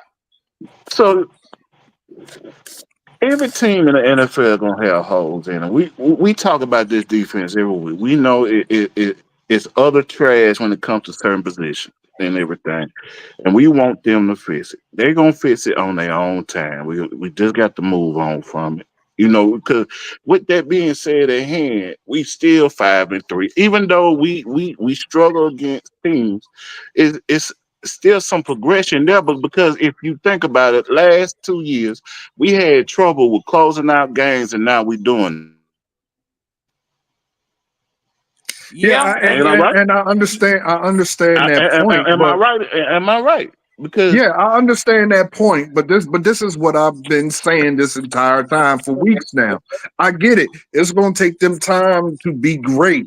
My only issue is stuff that should be baseline, stuff that should be borderline is not being done, and that is an issue. You can't skip over. Again, I'm gonna use a mechanic analogy. You can't skip over knowing how to change a tire or rotate tires straight to rebuilding the transmission. You know what I'm saying? You got to do the baseline first. You got to do the bare minimum things first, bro. You can't. So no, I'm not. I'm so tired of hearing that these guys need time. They need this. It's their first year. So what? Who cares? They're still in the NFL, But here's the thing about the highest league when it comes to American football. Here's the thing now, about the whole learning on the job thing. We said this about Ritter. Like, you gotta give him time. You gotta give him time. And I said at the beginning of the year, I was like, we should have wasted a whole season, just throw a whole season away, Giving waiting somebody for a time. quarterback to develop, just to give them time. And the thing is that we weren't that far away from making the playoffs. However, that time those games you throw away on a learning curve are those games that could have got you into the playoffs. That's why, to me, there's always a sense of urgency, because one game can keep you out the playoffs. One game could change your seating. One game alone. So that's, to me, why the NFL and all of college football, every game should have a sense of urgency, because it only takes one loss to keep you out off your goal. now, The something I Keely, want to be. the Bears gonna find that out too at the end of the season about that one game. And It see, depends on what you prioritize. there was something I wanted to bring out about this, is that, and it may be aligned with what Coach is saying, and then again, it may not be, but Coach will let me know. I'm assured of that. The first thing is that, just like when I holler and fuss and cuss about the NBA, when you have been identified as one of the few who has made it onto an NBA roster, I'm expecting, kind of like Coach said, a baseline of knowing basic basketball, because you were drafted. Well, now, Okay. John, you can't compare that to Bronny now. No. Well. Hey, him too. Everybody, but he may not be showing it, and he may not be good. But I expect that, because I'm old school. My people that I looked up to as heroes when I was coming up playing basketball, they were the best. Dr. J, Kareem, Magic, people like that. Whoever it is for you, I look at them because they know how to perform a pick and roll. They know how to screen people. They know how to pass. They know how to shoot. Okay. They are the best. They're supposed to be the best in the world. All right.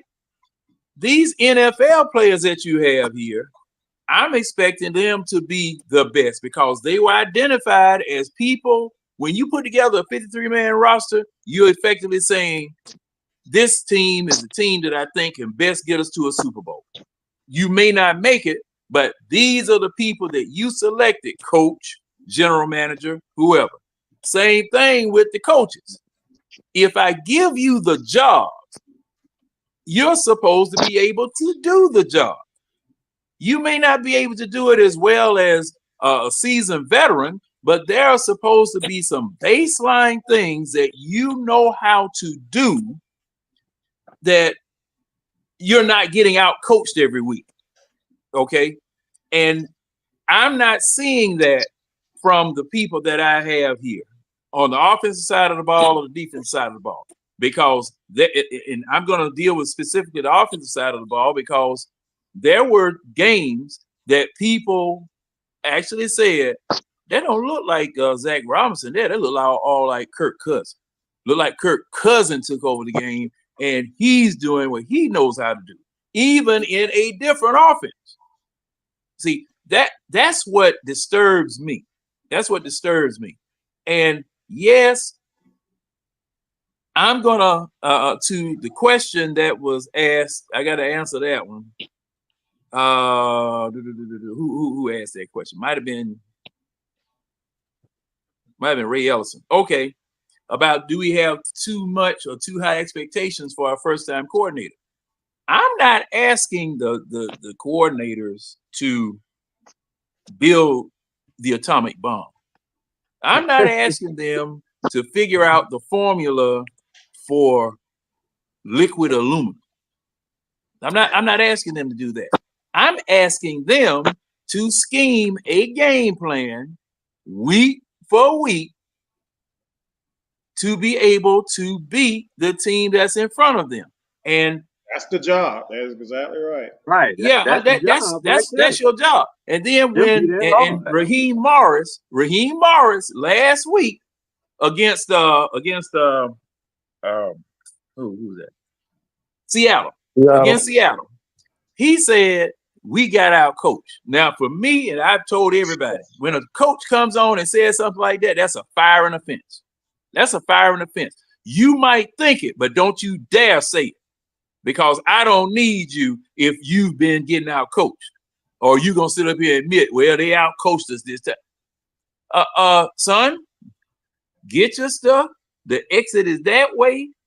Proceed stage left, right, or whatever it is. Get out of here, because I don't ever want to hear none of my coaches admit on an open mic that they got out coached. And see, that's ridiculous to me. With the amount of money that we are paying you to do this job, there are certain prerequisites that I'm expecting you to have when you accept this job. And when we look at what these coaches have done, us fans, we're expecting the same thing too. Now, a lot of times, we may over expect or whatever, but at this particular juncture and how they are now, I don't feel I'm over expecting. I don't Not feel at I'm all. Holders, all the people who've been watching Falcons since the 60s, at a certain point, it always comes back to that. And we should have an expectation factor, especially when you go all in with a Kirk Cousins and saying, okay, well, now we're going to solidify the quarterback spot for the next 10 years with getting Penix. Okay, that's cool. And you go bring in Judon. Okay, that's great. And you bring in, and you're doing all these things. And then you bring in a whole new coaching staff to say, okay, we're wiping away what happened. So here we are now. And yes, we are 5-3. However, we could easily be like a one-loss team right now, too, at the same time, right? And we have the tools we talked about on offense and everything. But to say that, again, we shouldn't have a high expectation and just kind of just shrug it off and just be like, a win is a win. It's funny to say it, but in essence, is detrimental overall over a period of time, because again, we still have a long season to go, and any of these teams can beat you at any given doggone time, and we've experienced that so much just in the last 2 seasons for no reason. We should have been in the playoffs the last 2 years. I think all of us know that, right? So that being said, we want to see the best of us, and we should have an expectation that, guys, y'all got to figure out how to put us in the best position to win. That's the job of the coach. Thank you. What are we talking about? Let me. All right, hey, before you go, Red, I want to. Tidy, are you here? Yes, sir. I'm right here. Okay. All right. Red wants to say something. Then I'm gonna let you go. You've been very patient, and welcome, Mr. Tidy Jones. And Tidy, I want to first. I want to introduce you to Mr. Chris Royster. That's the gentleman right beside me. Good evening, man. Chris. I wouldn't be doing this if it wasn't for him, because he's been on the Atlanta sports scene for a very long time and has his show around the ATL. And, he's been gracious enough to let me come on same way you have. Come on, fuss, holler, cuss, and talk about these Falcons, Braves, and Hawks. Oh no, what I didn't cuss. That was. But How you doing, Tony? What's going on, man? I'm doing great, brother. How you doing tonight? Doing pretty good. All right. So Red, you go ahead and get your thought out if you ain't froze. Red, you froze? Okay. I'm here. And then Tidy came on in, so and I knew he was coming. So go ahead and get your thought out, Red, because I know Tidy coming in, guns are blazing. Oh no, it's gonna be real quick. I just want to, as far as your point, John and Mr. Michael, right? Chris. No, sorry, Mr. Chris. No problem. Okay. If this is John, I think I told you this before. You can't have more urgency than me and you, because like I said, I am still on that 22-yard line.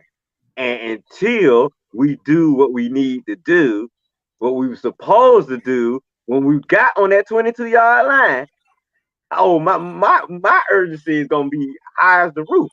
So no, our expectations are not too high, because we need to make the playoffs, and we need to do something when we make the playoffs, because until we put a trophy in that case, you never have too much urgency for the Falcons.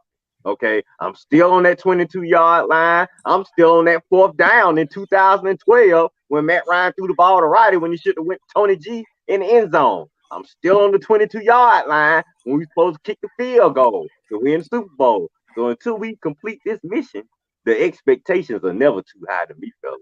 It's all right. That's all I want to say. So we getting the undefeated Miami Dolphin vibes in here. That's what we getting here. No. See, y'all gotta stop. We You getting doing that perfection in here. same.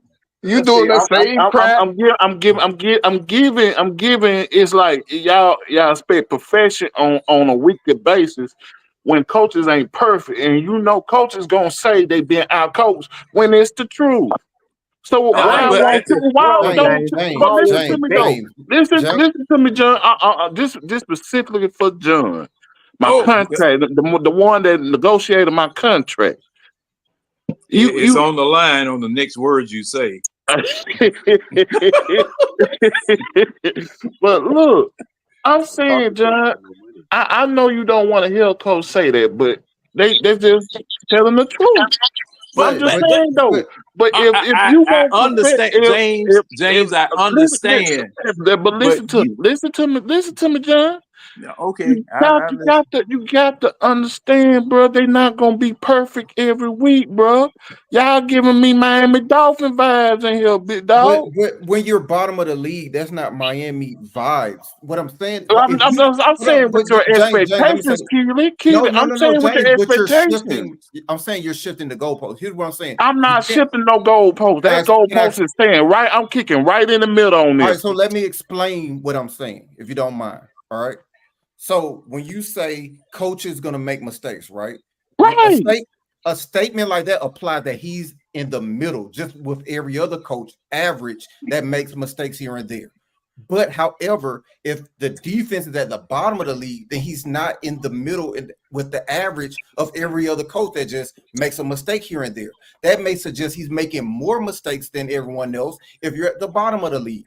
What I'm saying is that if all your peers are doing better than you at your job, then you're not making the same mistakes here and there as everyone else. That's the point I'm making. I think by this, if the defense wasn't as poor in those particular rates, like he bring up sack rates, right, pressure rates, and all those things where we're just piss poor. If the rest of the league was around there, that same point, then we could make the argument. Yeah, he made the same mistakes here and there as everyone else. But if everybody else isn't as poor, then we can't say, hey, he's just there in the middle, just like everybody else. Yeah. Let me use a work analogy real quick. I'm gonna use my experience in sales as a manager. If I, as a sales manager, go out to the sales floor and actually admit in front of the general manager, oh yeah, the reason that we only have 10 phones sold for the whole month is because of me. instead of actually fixing the reason we only had 10 cell phone sales and actually getting my team back where it needs to be. And even if I can't do that, I'm not going to go out and admit it to everybody. Because, see, that's my job on the line. And it makes it real easy for the general manager to be like, man, I need to go look at some resumes and replace Chris because he ain't cutting it. And it also reflects on the team itself. The team don't need to hear the coach telling everybody that, he basically got out coached. I didn't get the team ready and all this kind of stuff. Keep that inside, because your whole point of being the head of everything is to be able to invoke that confidence and say, okay, yeah, we didn't do as well as we wanted to, but next week we're going to do better. But to go outright and just say, yeah, we just got just beaten out. It's reality, of course, but you don't need to say it out loud and admit it. The expectation factor is we want to see our team win every game. It's not going to happen. We want to see our team competitive, though. And in certain aspects of football, we are not competitive.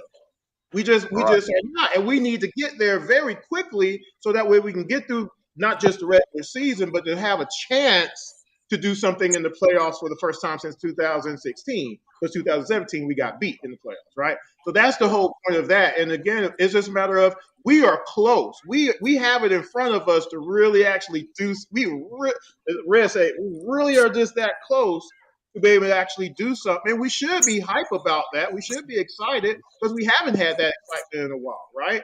But to kind of just brush it off and be like, again, it's fun to say a win is a win, but we need to be able to, we should have beat Kansas City. We should have beat some of these other teams that, we ended up losing to. And we shouldn't be in close games with teams that didn't have their wide receivers out there. That's just ridiculous. The thing, Mr. Chris, if we can just stop the run, if we can just improve on our run defense, I can live with not having a lot of sacks. Yeah, we can just do better tackling, do better in run defense. You know what I'm saying? Because we all right in pass defense. We get interceptions now. I think we 9th in takeaways. So we got to do a little bit better in that run defense, or else we just gonna put too much pressure on the offense. Get the gap, whatever it is. I don't want to put so much pressure on the offense to be flawless every week, because as we saw in the Seattle game, there are gonna be some weeks when Kirk Cousins come out a little like a days ago. He gonna come out like a nerd. Like I say, I wouldn't be surprised in that Denver game. You know what I'm saying? But the offense is consistent enough to get us to the playoffs, and if the defense can give us more than they're giving us, especially in the run defense department, it makes it harder for us to lose. Yeah. All right. Hey, Tidy. Go ahead, Tidy. All right. I want to start off and ask everybody, what was everybody's prediction about how we would fare in this season before the regular season started? John, you don't have to answer because you give me the same answer every year, 4-13. No, 4-18, we lost to the bye week. So you don't have to answer, John. I already know what you said 10 wins. I said 10 wins. You said 10 wins, Chris? I said 13. I was very confident. I said that the moment I knew free agency and our draft and everything was over, I said we should win 10 games. Okay, now, 10 games. I said 13. Okay, Cole said 13. Winston, what did you say again? I said 11-6, division winner, and a playoff win. Okay, and y'all don't think y'all got to give me your record, because I'm going to be real quick with this. Red, what was your record? Same thing Winston said. 11-6. Keely, what was your record? 11-6, right? Said 11. All right, James, what was your record? I said 12-5. 12-5. Okay, so the peak is James and Coach. James at 12, Coach at 13. I said 11-6 also, by the way, gentlemen. So the very vast majority of us had us winning 10 or 11 games. I want to ask you guys, and if you don't know, by the way, on our current pace, we're on pace to win 10 or 11 games. So if you gentlemen went into the season saying we would win 10 or 11 games, why is there such a strong disdain of us winning 10 or 11 games based on our current pace?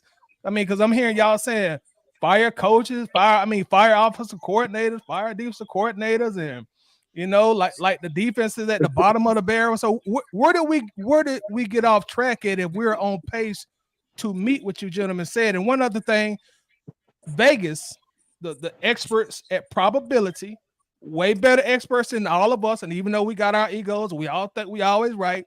Them dudes are building multi-billion-dollar casinos every 10, 15 years. So they know what the fuck they doing. Excuse my language. I'm sorry, John. But they also had us winning 9.5 to 10.5 games this year. So why is there this strong disdain of that we're just doing so terrible when based on all y'all's own admission, we right on pace to what y'all thought we do? It's not disdain. Hold on. I got the simplest answer for it. This is what's going on. We made our predictions before the season started, right? Okay. Now that the season is going, we're halfway through the season. We've seen what the team is. We've seen what the team is capable of being. Therefore, the expectation has changed as natural. Every time you go into a season, what you think at the beginning of the season, it is going to change during the course of the season. Once you see the actual product, like John always say, get it off the paper and put it on the field. And now that they got it off the paper and they put it on the field, we see the potential of what this team could be. We see what's holding this team back too. That's Okay. where the disdain come from. Okay, so Winston, based on Can I what say something real quick? let me answer it real quick. Okay. So Winston, based on what you just said, it sounded like you were saying, hey, they've exceeded my initial expectation, so I'm gonna raise the bar. No. They didn't exceed my initial expectation. I see the potential of what this team is able to do. They haven't exceeded my initial expectation because my initial expectation is for this defense to be far better than what it is. That's why I've been saying for the past At the couple end of of the day, we haven't gotten to the 10th win yet. slow down, and you're gonna see exactly how bad this defense really is. And then what happened? Baker came out with his top two receiving options out and still cooked. With nobody to throw the ball to. So let me ask this question, Tidy, real quick. What was the scheme? What was the scheme behind the Temple game, though? Offensive, defensively, or what? All offensively on our defense. Tampa scheme? Yeah, Tampa scheme. Run it down our throat. It looked to me like they were trying to pass off the run. To me, you know, they looks like they were coming out trying to pass, and then they would try to mix it up with the run, with that kid Urban also. But it looks like they figured they could pass on us, and probably because we do such a bad job of rushing the pass. Right. So what I'm saying is that Baker came in game manager mode.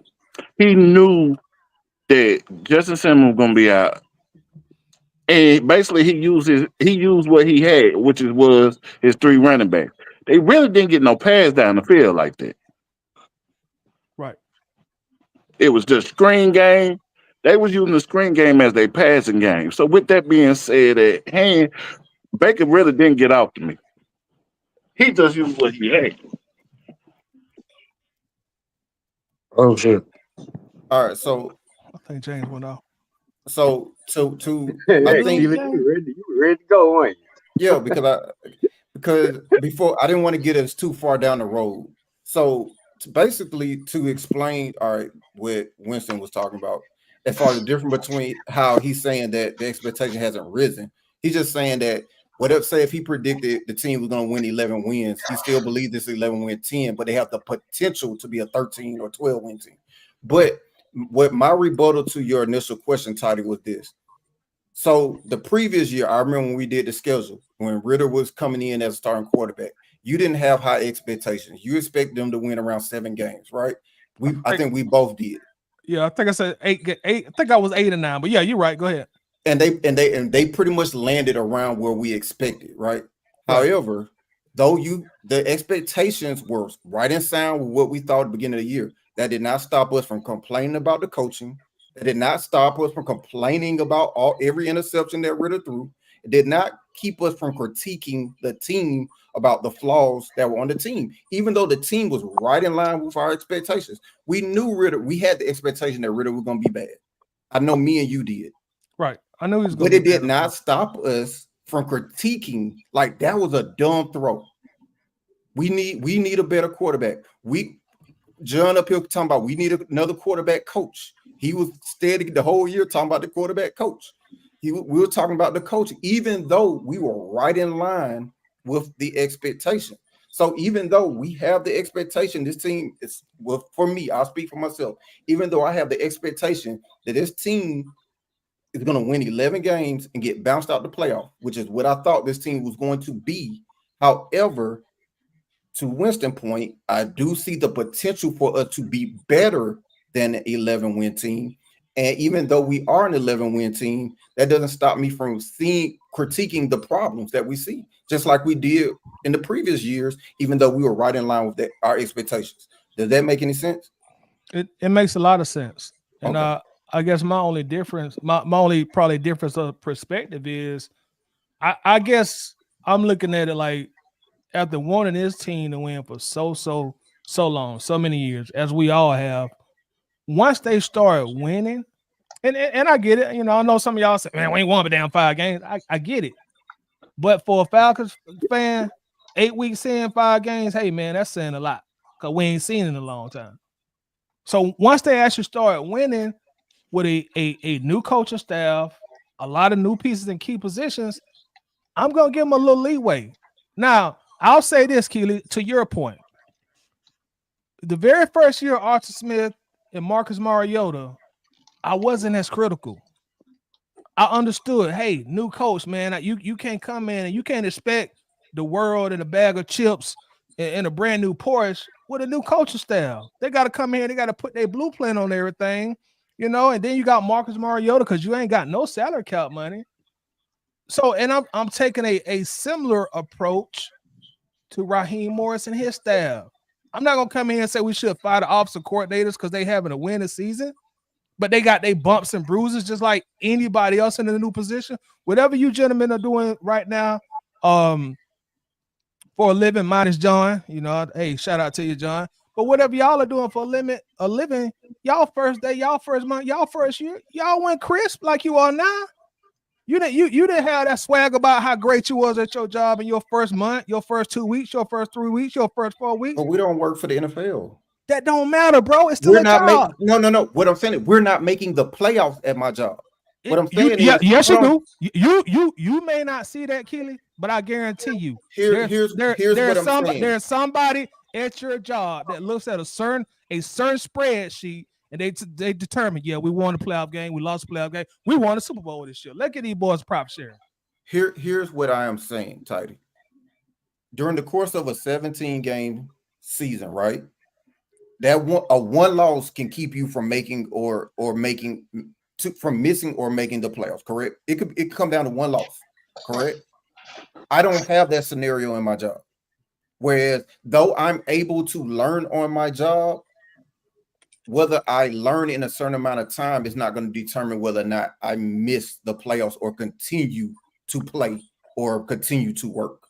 That's my point. Like, we know that in college football and NFL football, along the schedule, making or missing the playoffs can come down to one play, one job, one mistake, right? So I mean, in that scenario, it's imperative that if there is a learning curve, that we conquer that learning curve as soon as possible.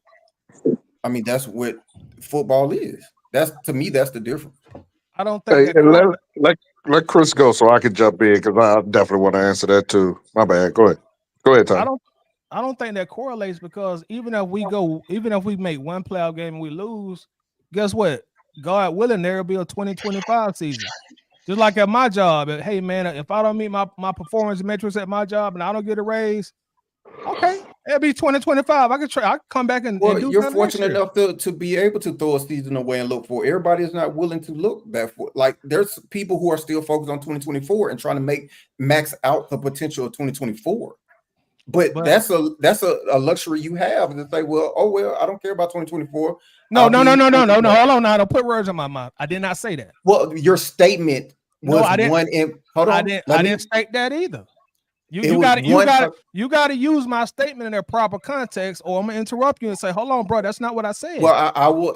You inferred by there's 2025. when you say that, well, there's 2025, that infers that 2024 is of lesser importance because you got 2025. So though you did not say it verbatim, it was an inference. That's not what I inferred either. I said if I don't meet my performance metrics, there's still going to be a 2025. At no point in my statement that I didn't say, well, I didn't try my damnedest, You're bro. using 2025 as a plan B. What I'm saying is there no, are I'm those not. who are saying, no, I'm not. You're right. trying to make a point that I'm not even stating. I'm not trying to make a point. I'm telling yes, you are. What I'm saying. So what else is to be inferred when you say, well, there's 2025? What else is to be inferred from that? What I'm saying, if I try my damnedest this year and I don't meet my performance matrix, there will still be a 2025, just like the Atlanta Falcons. If they don't win a Super Bowl this year, if they try their hardest, they damnedest, if they don't lay down, there's still a 2025. So when you try to bring it to a point where one playoff game mean you're eliminated, no, not just for that season it does, but you can come back the following season. So what is that? How is that any different than what I said? It's a lot different than what you said. You so making this. Tell me. Tell me. I'm about to tell you, bro.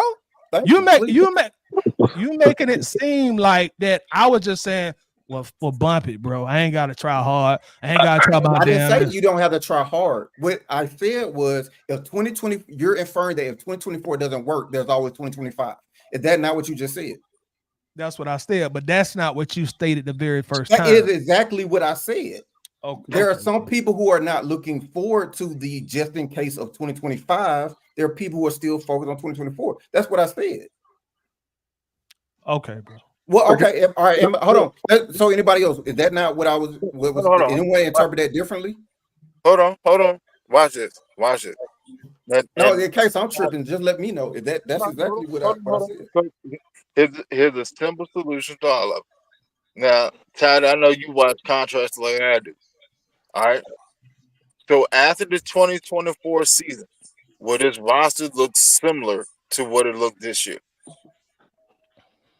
There are going to be some changes. There are some changes every year. All right.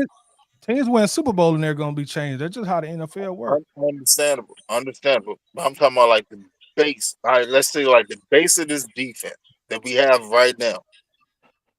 Will it look the same this year to 2025? I don't know because I honestly don't know, because you're gonna have two guys up front who got 1 year left on their deals, who gonna be a year older, and then the Falcons got some salary cap flexibility. So I really don't know. It could look totally different, bro. Minus these guys who already locked into long-term deals and got youth on their side. All right, so let me ask you this again, right? Along that same thought pattern, therefore, this defense has a high probability of looking different. So why not try to maximize this team when you see the potential of the team that you have right now? Why not try to maximize it as much as possible? Seeing that we have a lot of key players that are on 1 year rental. In my heart of hearts, I think that's exactly what they're doing. But I just think y'all don't like the direction they're going with the defense, bro. You know, what I'm trying to say is like, and this is what I said the other night, like, people don't want to really say it out loud, but the front seven really just not that damn good. They're doing what they can with what they got. And that's why I was saying, when you say fire a coach, you're being so premature, because you're not letting these guys put their blueprint on the team if you just fire them after 8 or 9 games. The adjustments though, again, if you have guys who are not good at doing it one way, let them do it a different way that they could be better. And that needs to happen, because now I'm just throw this out because I'm gonna have to My bad. No problem. There's a team that won. Oh shoot, my microphone's coming apart. Man, that's so easy for us to say behind these microphones, that we ain't got no skin in the game. Like, can you imagine, bro, your whole coaching career and why you got hired at this job is based on what you've been doing and what you have instilled to your guys from OTAs to training camp to preseason. But it's still okay. I'm gonna give you 2 examples real quick, and then I'm gonna go. one of my other positions over time was working with the Atlanta Braves at Brave Stadium, whether it be Turner Field or Truist Park. It used to be SunTrust when I was there. And if things aren't going well on the fly, I got to make adjustments because if something is going on during that game, everything that happens in that area, in that restaurant, whatever, is my fault at the end of the day, whatever it is. And Based every on based game, on every week, every month, I always have to make adjustments no matter who I have on my schedule. Whoever I have, who I don't have, who didn't show up, who got sick, whatever, I got to send them home, all this kind of stuff. I got to work with what I got to make sure that every time the owner of the Braves might want to walk through, it's perfect. Okay. what's not As going far as, well. What's not going well. I get what you're saying, but let me finish. what's not going well on this team, in your opinion? I get I get the low sack total, and I get the pressure rate, but as James was trying to indicate to you gentlemen, like, look, teams ain't gonna be perfect. We're gonna be good at some stuff on defense. We're gonna be bad at some stuff on But there's defense. teams that are better at not being perfect than us, and we just want it to be a little bit closer to that. It's not. Let me finish what I was going to say. There's a team that had won a certain number of Super Bowls over a certain length of time, and ever since then, that particular fan base has felt that they should win the Super Bowl every single year since then, and they have not. But they go into the season full tilt that they're going to win until they're disappointed at the end of the year. 1996 till now, the Dallas Cowboy fans have felt that their team is supposed to win the Super Bowl every year. Their expectations are sky high because they're the Dallas freaking Cowboys, and ESPN and everybody else agrees with them because they put them on TV all the time and everything like that.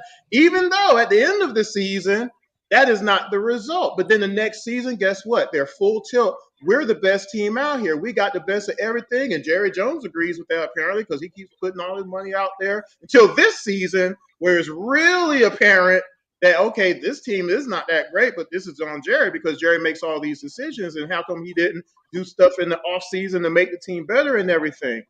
For the Falcons fans right now, we're at a point where, look, we did something that was not expected. We actually went out and fixed the quarterback position.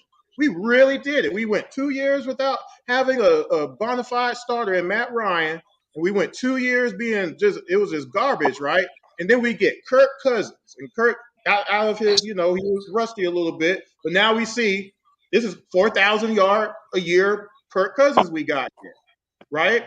And so now it's a matter of we can see the inkling of being a competitive team in the NFC for the first time in forever.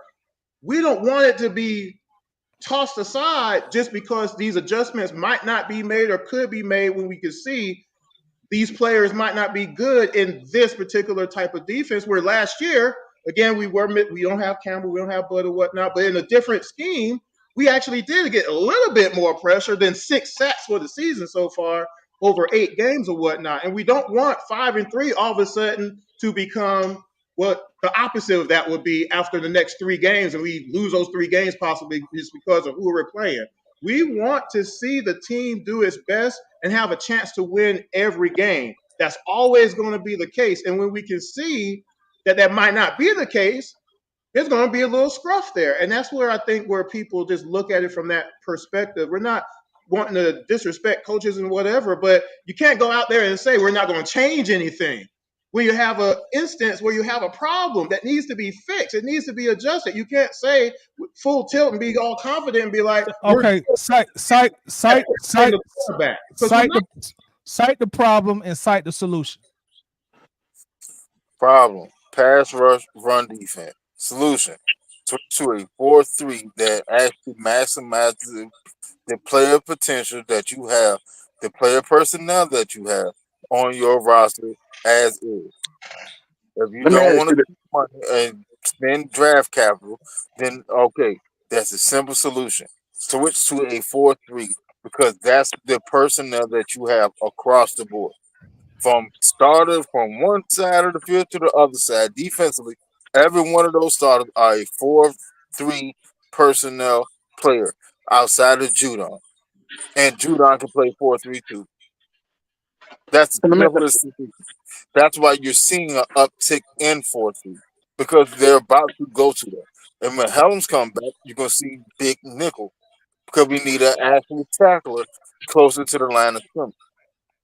You can see that So, three so, safety set. so, So so let me jump in real quick and answer this as well. I'm a combo it with Toddy and what James said. So as I've been saying for weeks now, I don't need I don't need nor do I want the offensive coordinators to be perfect. I understand that they're human. They got to learn. They're going to make mistakes. But as I've said tonight, and I'll use it again, a mechanic analogy. There are certain things, Toddy, that have to be baseline for you to be a coach, baseline for you to be a mechanic. And one of those, and I'm going again using mechanic analogy, baseline, a mechanic should know how to change a tire. He should know how to rotate tires. That should be the one of the first things taught in mechanic school, if there's a such thing as mechanic school. I don't know, but let's say there is a mechanic school. That should be the first thing to be taught. You don't immediately go from changing tires to rebuilding the transmission. There are steps to it, but baseline, you should be able to change tires if you're trying to be if you want to get hired on as a mechanic. That equates to our offensive and defensive coordinator. Baseline, that man Lake should be able to look at this defense and say, "Hey, this is not working. We are 8 games in. We are horrible on defense. We can't stop nobody. We The are not offense, horrible on defense. we are horrible on No, we're defense. not. Y'all got to stop that. Our We're second our no. secondary is saving us. Our secondary is saving us. Isn't that their jobs, coach? Isn't that what they Yes, get paid to do? yes, but let me finish what I'm saying. Yes, that is what they're paid to do. But what the defensive coordinator is also paid to do is put his players in the best position possible to win games.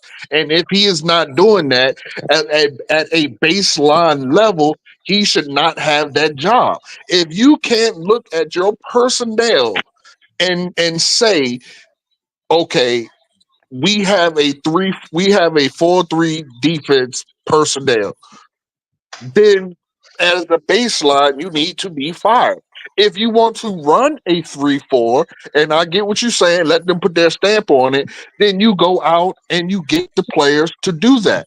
But all through all season, all through OTAs, all the way up until trade deadline, they had the time, they had the ability to get players to run a 3-4 defense. They did not do that. Every player that they got has been on the level of a 3-4 defensive scheme. Such as So who? Such as who, coach? Such as who such as that they got? such as Judon, Oh, such hold as on. Wait a minute. For you. I'm gonna let you finish. But didn't Judon just come from a 3-4 defense in New England? he did. And let me finish. He absolutely did. But you know what the difference was? The difference between us and them, they had the personnel for it. We do not. That's what I'm saying. So all through the draft, all through all season, you could have got a big heavy nose tackle. You could have got big guys to shore up the line. There are so many things you could have done on a baseline level if you wanted to put your stamp on it. They still drafted guys. Ruka, a prime Hey, example. coach, Another small guy who would dominate in a 3-4. So on a baseline level, he's not even doing the job that he is paid to do.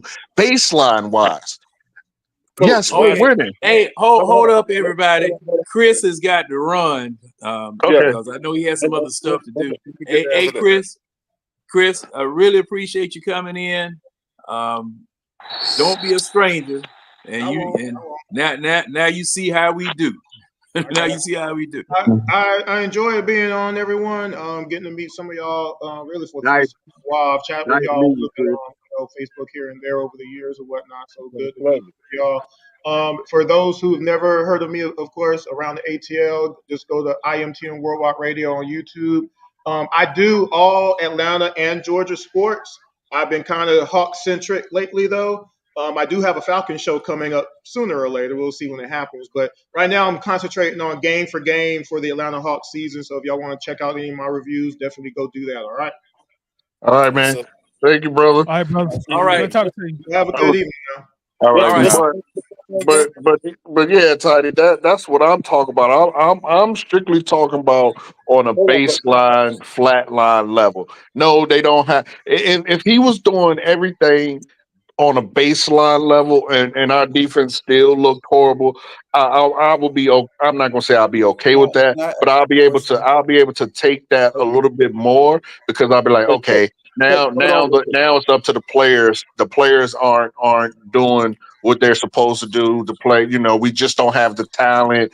Blah blah blah blah. But if you're not even doing it baseline, you're not even getting your guys in a position to be the maximum of themselves. So I can't even begin to say that it is the players because they're not even put in a position to they're already operating at a deficit.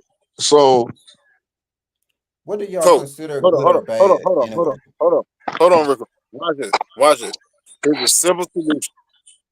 So I'm gonna show you exactly why we're playing as roughly as we are. All right, now let's go back. Lorenzo Carter, David Onyemata, Jesse Bates, Caden Ellis, Troy Anderson, Nate Landman, Clark Phillips, Mike Hughes, D. Alford. What were they all? What defensive scheme were they all brought into play? 4-3. Okay, okay. So what do y'all It's really that simple. so in terms because I heard Toddy mention he wasn't doing a bad job or something to that. I don't want to get chastised for not repeating him verbatim. What will y'all consider good or bad? Like 15, top 10? What do y'all consider bad? Or do we even have a right to complain? What is a bad defense? What is see for me, like again, if on a baseline level our defensive coordinator was doing what he was supposed to do, I wouldn't have an issue if we were quote unquote. I mean, I would have an issue, but I would not be as like upset if our defense was just as bad because then I'll be like, okay, we just don't have the personnel on defense. We need to draft better. But I what can't even say we have a bad defense because they're operating at a loss from Jump Street. so So for what I'm me, I don't think it's a bad defense. It's a bad coordinator. So that's what I'm saying, but I'm talking about the product because I don't want to misquote him. The way I understood Toddy's rebuttal was that the defense wasn't that bad. That's correct. All right. So what do people consider bad? We're talking about the output because I, clearly we're complaining about the coordinator for a reason. If the defense is doing good, then it makes no sense to complain about the coordinator. I look at it. I look at it from the numerical rankings. When I hear people say the defense is horrible, I'm like, numerically, we not horrible. We What probably, that's what I'm saying. What number is bad? to me, a bad defense is probably anything out to 23, 24. You bad. Anything out of 28, you just absolutely trash. So we're Tidy, bad adjacent because we're hold on, 19th in Keely. both points allowed and total defense. So we're close to bad, but not quite bad.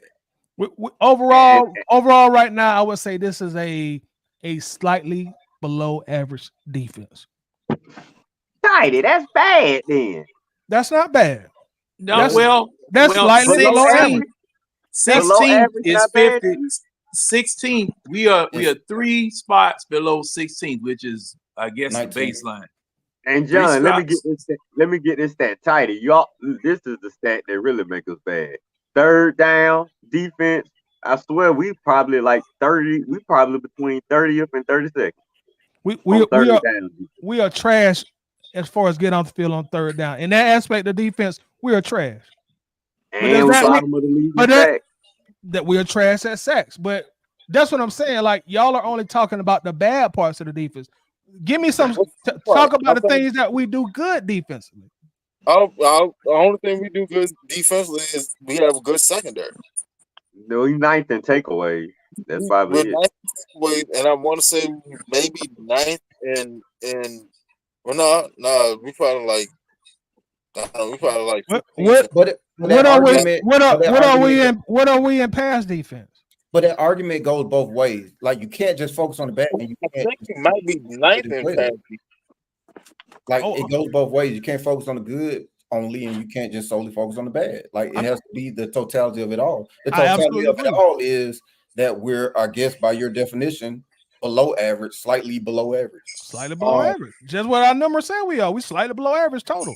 We do some things. We do some things pretty good. We do some things almost great. We do some things average. We do some things terrible. We do some things awful. So let me. That's not the definition of slightly below average. Slightly below average. If we're below 500, if we're below the median, then clearly we do more things that are bad than good. Yeah. Like if we're below the 500 mark, the 500 mark is 16th. So if we're below it, then that means we do more things that are bad than good, right? I'm not arguing that point. What the point? So that I'm clear, y'all. So that I'm clear. My point is we are not a horrible defense. I never said we was a good defense. Never said it was a great defense. I didn't even say it was an average defense. But we're not a horrible defense. That's my only point.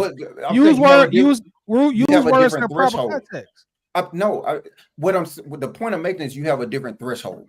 For some, you're saying it's not worthy of complaint until it's horrible. Nope. That ain't what I said. You're inferring. All right, look, whatever. All right, cool. I say that. Cool. It's not. It's for some. I'm not saying title. For some people, it's not worth complaining until it's horrible. For others, it's worth talking about as long as it's bad, below or average, slightly bad, or below average. And Keelan, just so we clear, Keelan, in my opinion, it's worth talking about. It's worth constructive. Well, I said some. I didn't even name you verbatim. No, I was actually about to agree with you, bro. You just didn't let me finish cooking.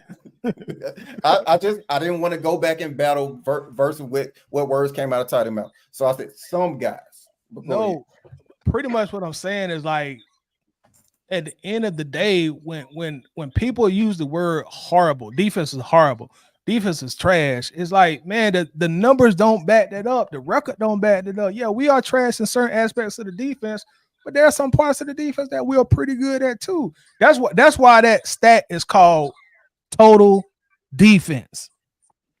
Total defense with 19. Pass defense with 16. So like I said from Jump Street, let Jesse Bates or Simmons go down, and it's going to show you exactly what this defense is. Man, don't say that, Winston. Man. And Baker just showed that. He just showed that. Winston, you saying put Simmons or Bates in the box? No, hell no. Not with our defensive front seven. No, sir. I'm trying to get an understanding of what you're saying. That's all I'm saying. He's saying if they get hurt. He's saying if they get hurt. Hold on, I'm gonna tell you exactly what I'm saying.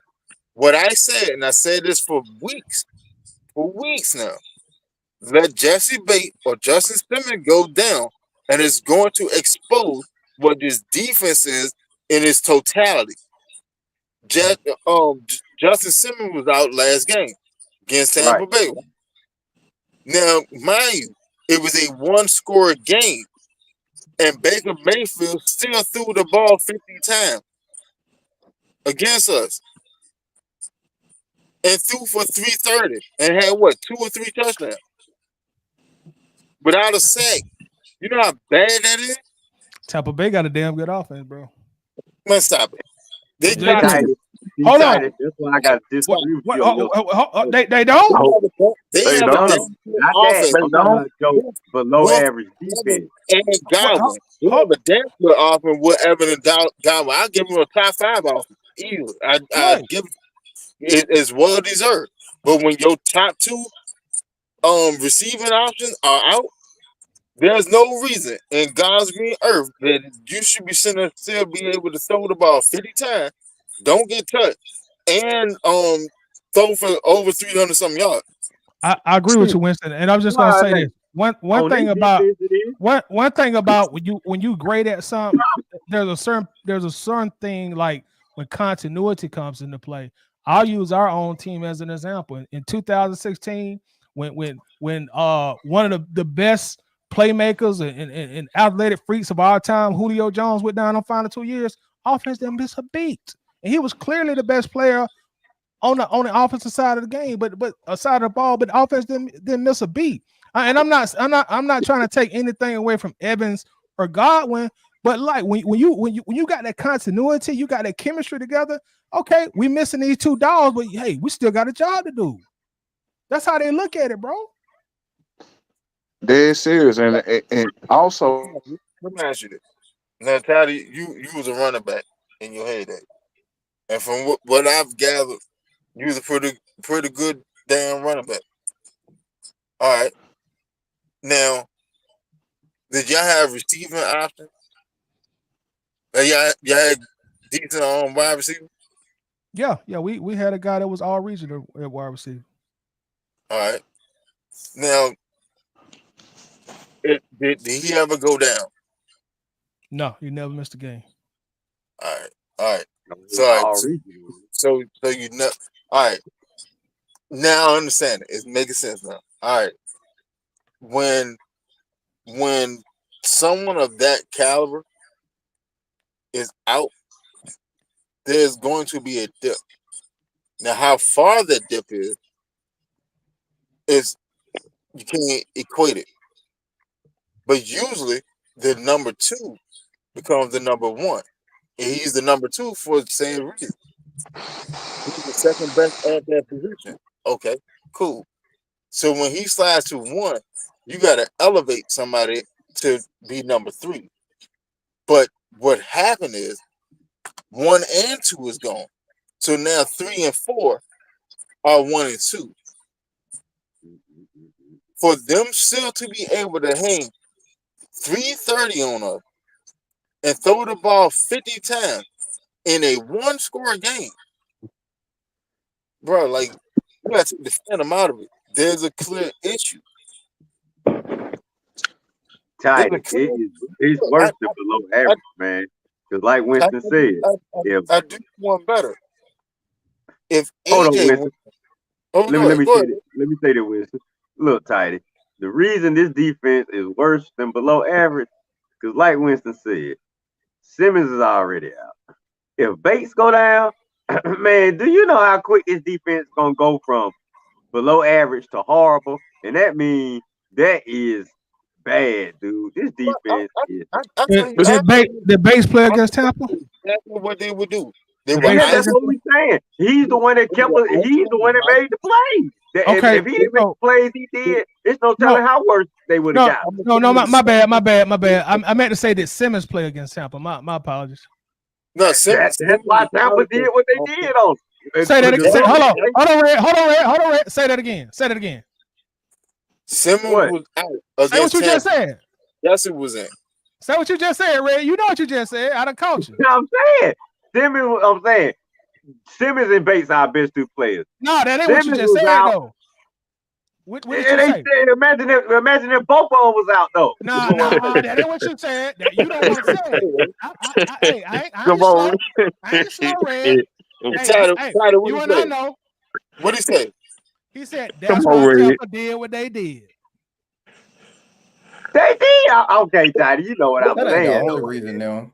You just try to focus on that one thing. But what I'm trying to say is like y'all trying to back the team against the wall because Tampa had injuries. Like we was totally healthy ourselves. Like, come on, y'all, this football. If you ever play football, bro, you just can't goddamn curl your tail up under your legs because somebody get hurt. No, you still got a job to do. Listen to this. That sounds good. Hold on. That ain't no sound good shit, bro. That's some real shit. No, that's true. No. You ain't gonna get that off, bro. You ain't gonna get that off. I am gonna get it off because when Kansas City went to the Super Bowl with both their tackles out. When Kansas City went to the Super Bowl with both their tackles out, it made a difference in the game. We're not gonna act like next man up always work. Ain't nobody said always work. Tackles, You see, it made a difference in the game. You don't understand the mentality of a football player. That's what's going on right now. What I'm saying is, despite the mentality, it doesn't matter. The production matters. I didn't say nothing about an outcome of a game. What I'm trying to tell y'all is when somebody's injured, bro, you still got to strap that shoulder pad up, put them shoulder pads on, and it's strictly what does business. that have to do with the point that it's still the offense is less optimal when the top two receivers are down? It's the same argument that James Downhill for Alabama keeps making for the Alabama losing the game to Georgia. It's the exact same case. All right, what I am saying is, hold on. regardless of the mentality, we're talking about the output. The next man up for them Kansas City tackles could have had the greatest heart in the world. They could have had more heart than damn soldier going to Vietnam. It doesn't matter. They still were subpar in talent. That's fine. That's fine. But when we miss an all-star and state that all-star linebacker, it don't matter on our side. I can't make that argument. No. I can't make that argument. No. The talent matters because we do not have. Did you not make the argument that our front seven talent is subpar, right? Did you say it was a talent issue, right? Ain't that what you said, Ty? Well, front seven is a talent issue. Let me finish. You just put words in my mouth. Imagine losing somebody when you already got a talent deficiency. Hold on, but you said it's not a coaching issue, but it's a talent issue, right? You're not even listening. You're not even listening to what I'm saying. I'm saying imagine losing a starter when you already have a talent deficiency, bro. Listen to what I'm saying. That's not the point I'm making. That's the point I'm making. Like y'all want to give Tampa Bay all this extra credit because they went out there and lost where they missing a 2 wide receivers. But even though we missing 2 starters on defense, we still supposed to be Debo and just run through everybody. Nobody is saying that. What I'm saying is that's what y'all inferring. That's not what I drop off in talent.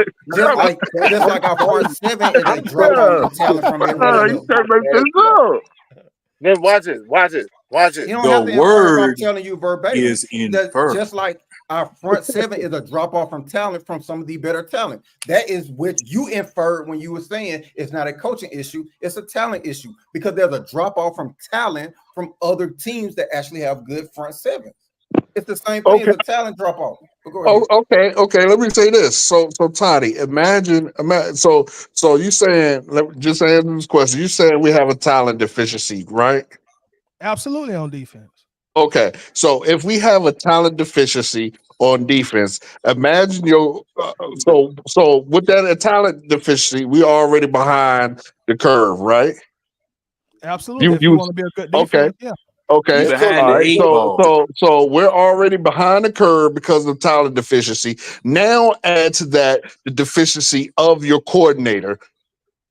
That puts you even further behind, which is my point the whole time. My point is, if we had a better coordinator who put our team in a better position, even with our talent deficiency, we will look a lot better because now we're even further back from the starting line.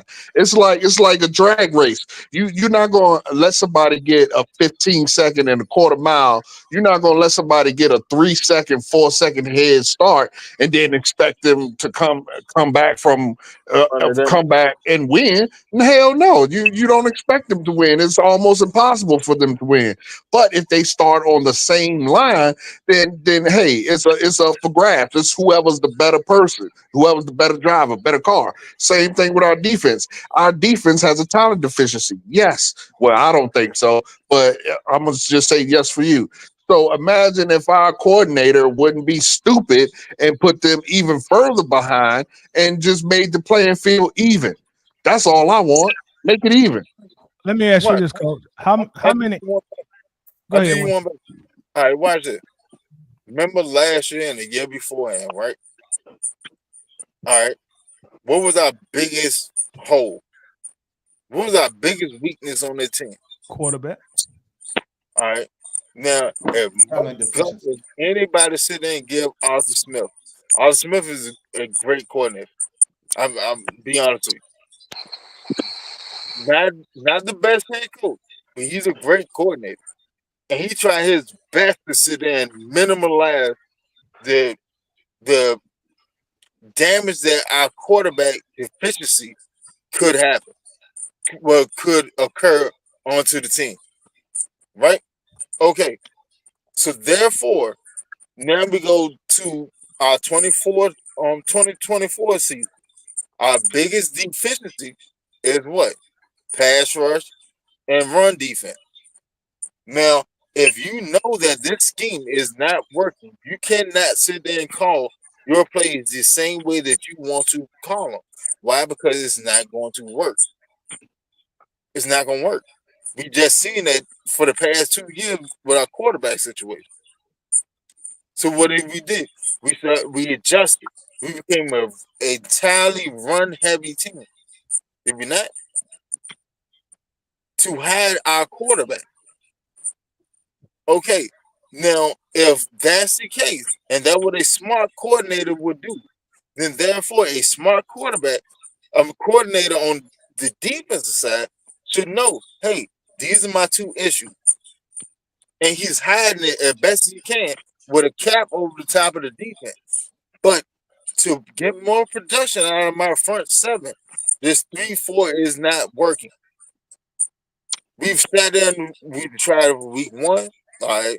Week 2, all right, well, maybe in a couple of weeks they'll catch it. 3, 4, 5, all right, well, shit, this still ain't clicking. 6, 7, 8, we're down. It's kind of scrappy. You can't keep the definition of insanity by Albert Einstein is to do the exact same thing, the exact same way, and expect a different result. Is not working. I don't know how many times you got to sit there and plug a lamp into a outlet, and the bulb is blown, and you still think it's the outlet fault. But everything else, the TV and stuff is on. All right, question. Go for it. Question for you. And this is I'm gonna ask this to like you, Keely, or Coach, whoever want to dig into it.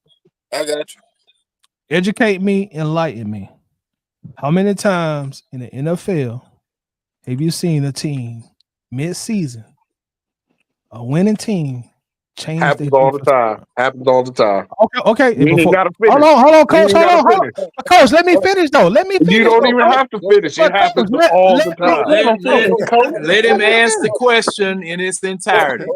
Okay. Let him ask the question in its entirety. Okay. I already know what he gonna ask, but go ahead. Jeopardy. When you jump in, you lose money. All right, so I'm asking you this, Coach, since it happens all the time. Give me 3 examples of such, sir. I'll shut up and listen. I didn't hear can you repeat the question? When they change coaches?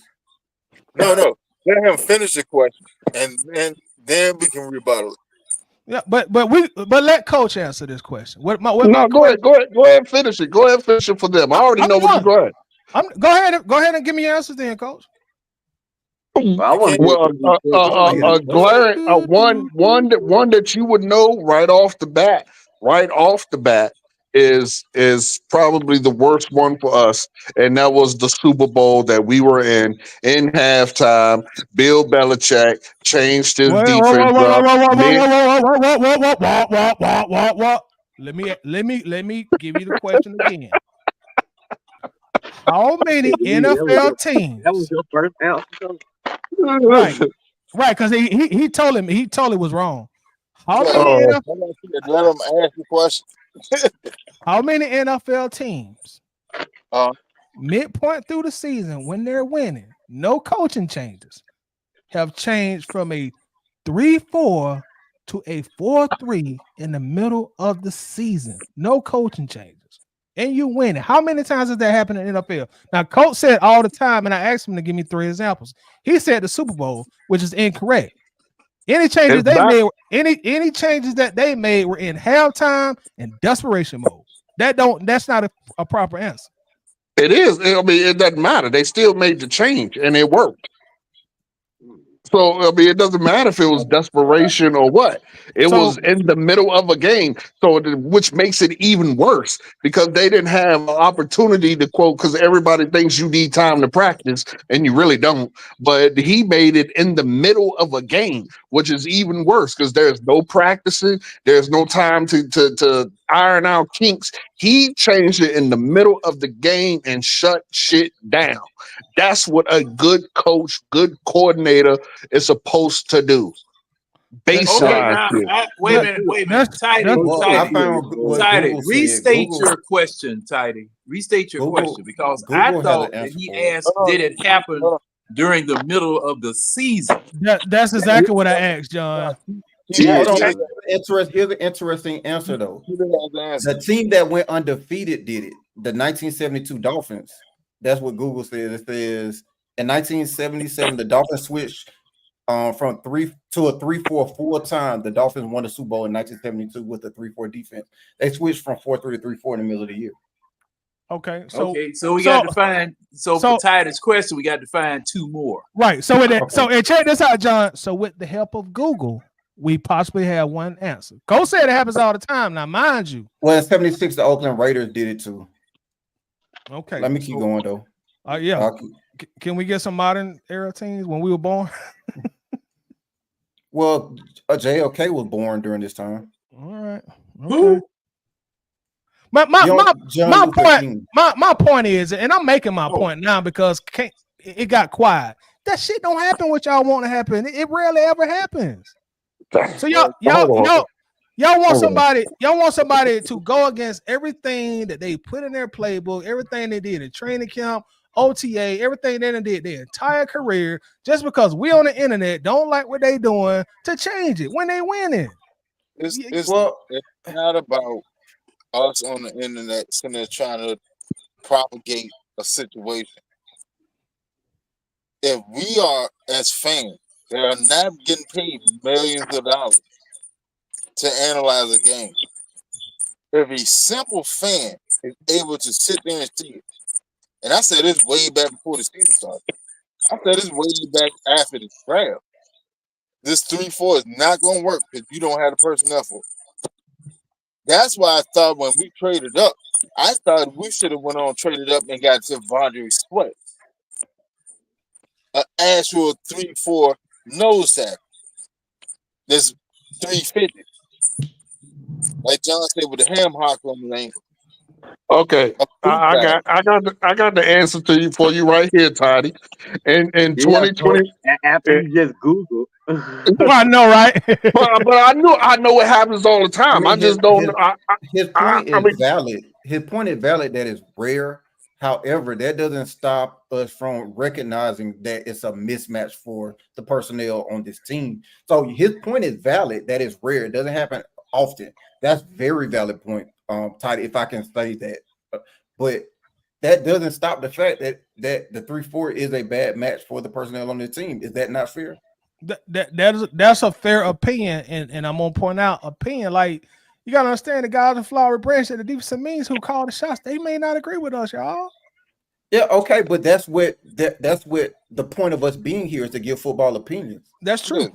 And our football opinion is that it doesn't match the talent that's on this roster, especially bringing up the fact that Winston brought up earlier that most of the players that's on the defense were brought here to be in a 4-3. Let me ask this question. Wait, before you go, James, and I'm sorry to interrupt you, but what was we running when Quinn was here? Wasn't that like a Seattle 3-4? That was 4-3. That was 4-3? 4-3, cover 3. Okay. All right. Go ahead, James. My bad. Okay, so do you think before the season was going to be a problem?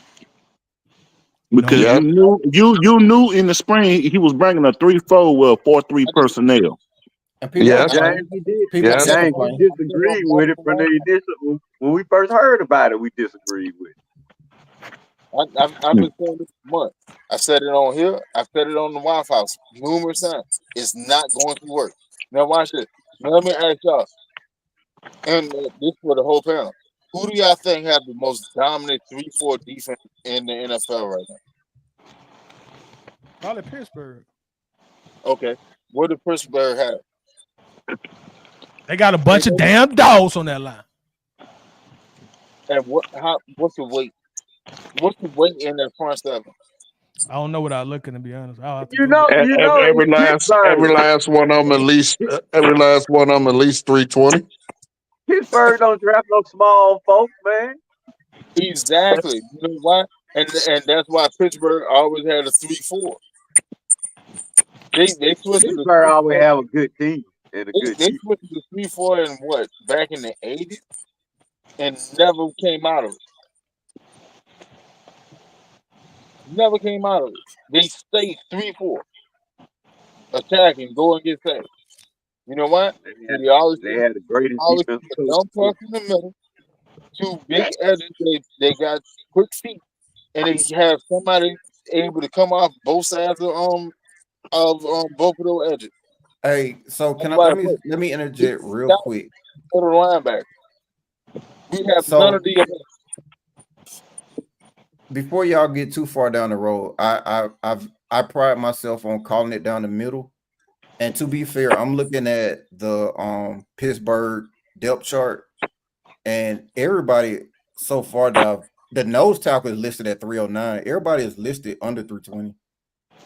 Thank you, Keely. I respect that so much, bro. You just don't know how much I respect that, bro. Appreciate that. Like Cameron Hayward at 295, the starting nose tackle is at 309. The other lineman on the other end opposite of TJ is at 305. Like there's no like big hog in the middle. Same weight as our defense sound like. No, sir. No, sir. But keep in mind, this is what they're listed as. I don't know what the playing weight, but this is what they're listed as. That's what they came in the league at. Go look at Grady. Go look at Grady weight. They say he's listed at 288. Grady is 300. He put on weight when they came in the league. Their list weight is where they came in the league at. Hey, like I said, I just called it down the middle. That's why I said it like that. That's why I said it like that. That's what they're listed as. But I just had to call it down the middle. Yeah, but Wallace say the same thing though in the chat. Well, oh yeah, about the 320. I mean, the linebackers ain't 320. Right, the linebackers ain't 320 or the edges. But go look at all of them weight right now. Wallace, are any of them at 320? You just said all of them that. Well, I mean, I went through like the first string listed on their depth chart and the second string, and none of them were listed over 320. But again, that's what they're listed as. But I just had to make that note before we went too far down the example of Pittsburgh. Because then somebody could come back and be like, well, no, that ain't right. So that's why. Yeah, I think Eddie Goldman weighed more than everybody on Pittsburgh line. Hey, Keith, yeah, check out that 320. Check out Eddie Goldman is a 4-3 nose tackle. He's playing out of position. So can he play nose in the 3-4 since he 320 Winston? Huh? Can he play? Eddie Goldman shouldn't even be on the team. Chicago went straight 4-3. That's some of my point, Red. Like that's the point y'all don't want to admit to yourselves, dog. It's a talent thing there, bro. We can go 4-3 all day long, bro, but you ain't got no dogs up front. You ain't got no dogs up front. If that dog ain't gonna hunt, that dog ain't gonna hunt. Ronnie, what you failing to realize though is with more people on the line that clogs up lanes. So it definitely would help out the run.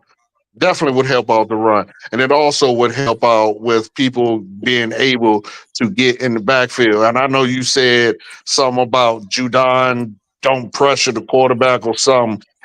Almost every play, that man is in the backfield, but quarterbacks are able to escape him. Almost every play. It is true. It is true. Coach, go look at his pressure rate, bro. He probably in single digits. Come on, Coach. Yeah, that's if he gets close enough. Just if he don't get close enough, then of course it ain't gonna count as a pressure because they're stepping up into the pocket and getting away from him. That's what I'm trying to get you to understand. Coach, you the only person I saw anyway that prop up Judon right now. I'm Red, to not your propping. I'm not question, propping him up. I'm just saying he is not bad as what people are trying to make him seem. Red, to your question on the nose tackle, even though he's hurt right now, the starting nose tackle for Baltimore is 355, so he is a big guy.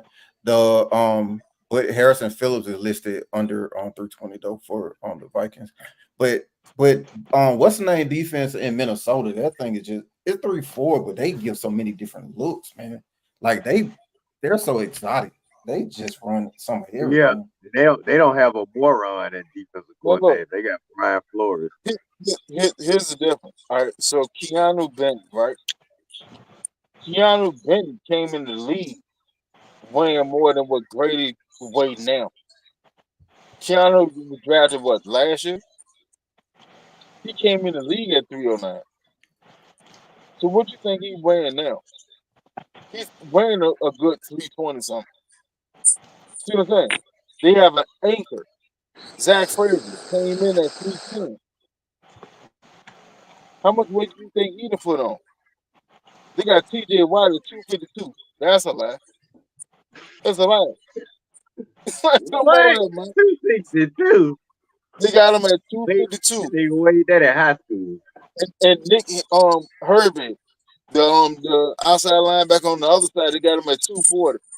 That's when they came in the league at before they got on their weight plan. Come on, man. Like, no, you have to have body. You have to have mass to run a 3-4 effectively. You have to. Okay, Like well, And you know what, Tidy? I think you know in your heart that this defense ain't all that either. The way you no, talking about them Bro, jobs ain't gonna dog, keep. You know these defense ain't all that. red. the rest I've been saying that to y'all for weeks now, but don't nobody want to hear my ultimate point when I keep telling y'all it's a talent issue, bro. I mean, most of y'all done admitted to me that nobody in the front seven would start on the top 10 defense. I don't know why I y'all could think sworn these boys is gonna come and But that, ball. so it's horrible then. Like we said, it's horrible. No, no, no. I'm gonna need you to retract that statement, Ty, because I have said multiple times that it may be a talent issue, but again, they're not put in the best position to win from jump. So even with hold it on, being a talent issue, they're double behind the curve. Yeah, That's they're my not hold on. point. mutually exclusive. Watch Yeah, it, they're not watch it. mutually exclusive. Because, And watch it. go ahead, Because Winston. I said a while ago. I said Terry Fontenot will get fired after the end of this season. Nope. Nope. Man, let's Hold talk on, No, about no, ten years Winston, fired no. now. hold on, girl. I'm gonna break it down. So, all right, hypothetically, if I go down Tidy's path of we are defensively talented deficient, right? Front seven. Okay, in the front seven. All The right. worst. Now, what was in place before the draft? The head coach, offensive coordinator, and defensive coordinator. We all knew what we had. We already knew what the scheme was and all that stuff that they were trying to run, right? Okay. Then how in the hell did Fondo go into the draft and draft nothing but 4-3 personnel? That's what I said. That's what I said. But And you even can't beyond, fire. How are even people getting fired on a playoff the team though? We're gonna make the playoffs. only player Keely, that that's what asked I said when I came in, bro. I was like, y'all talking crazy now. Y'all talking firing coaches, dog. Come on now. Nah, hold on. I ain't That's say what nothing made me about come players getting in. fired. That's what made me come in. But Toddy, hold on, everyone in here knows that no one's getting fired. Why? Because we're the Atlanta Falcons, But and why you say it? But why say that's the it then? Falcon thing to do. Because again, other teams would do it. There are teams who would do it. and Even that's why even other even with teams, our record right now, that's great why other teams teams do it. would do And it. we don't. As Chris said earlier, he means that someone else said the exact same thing I've been saying. Great teams that win would absolutely fire Lake. Absolutely.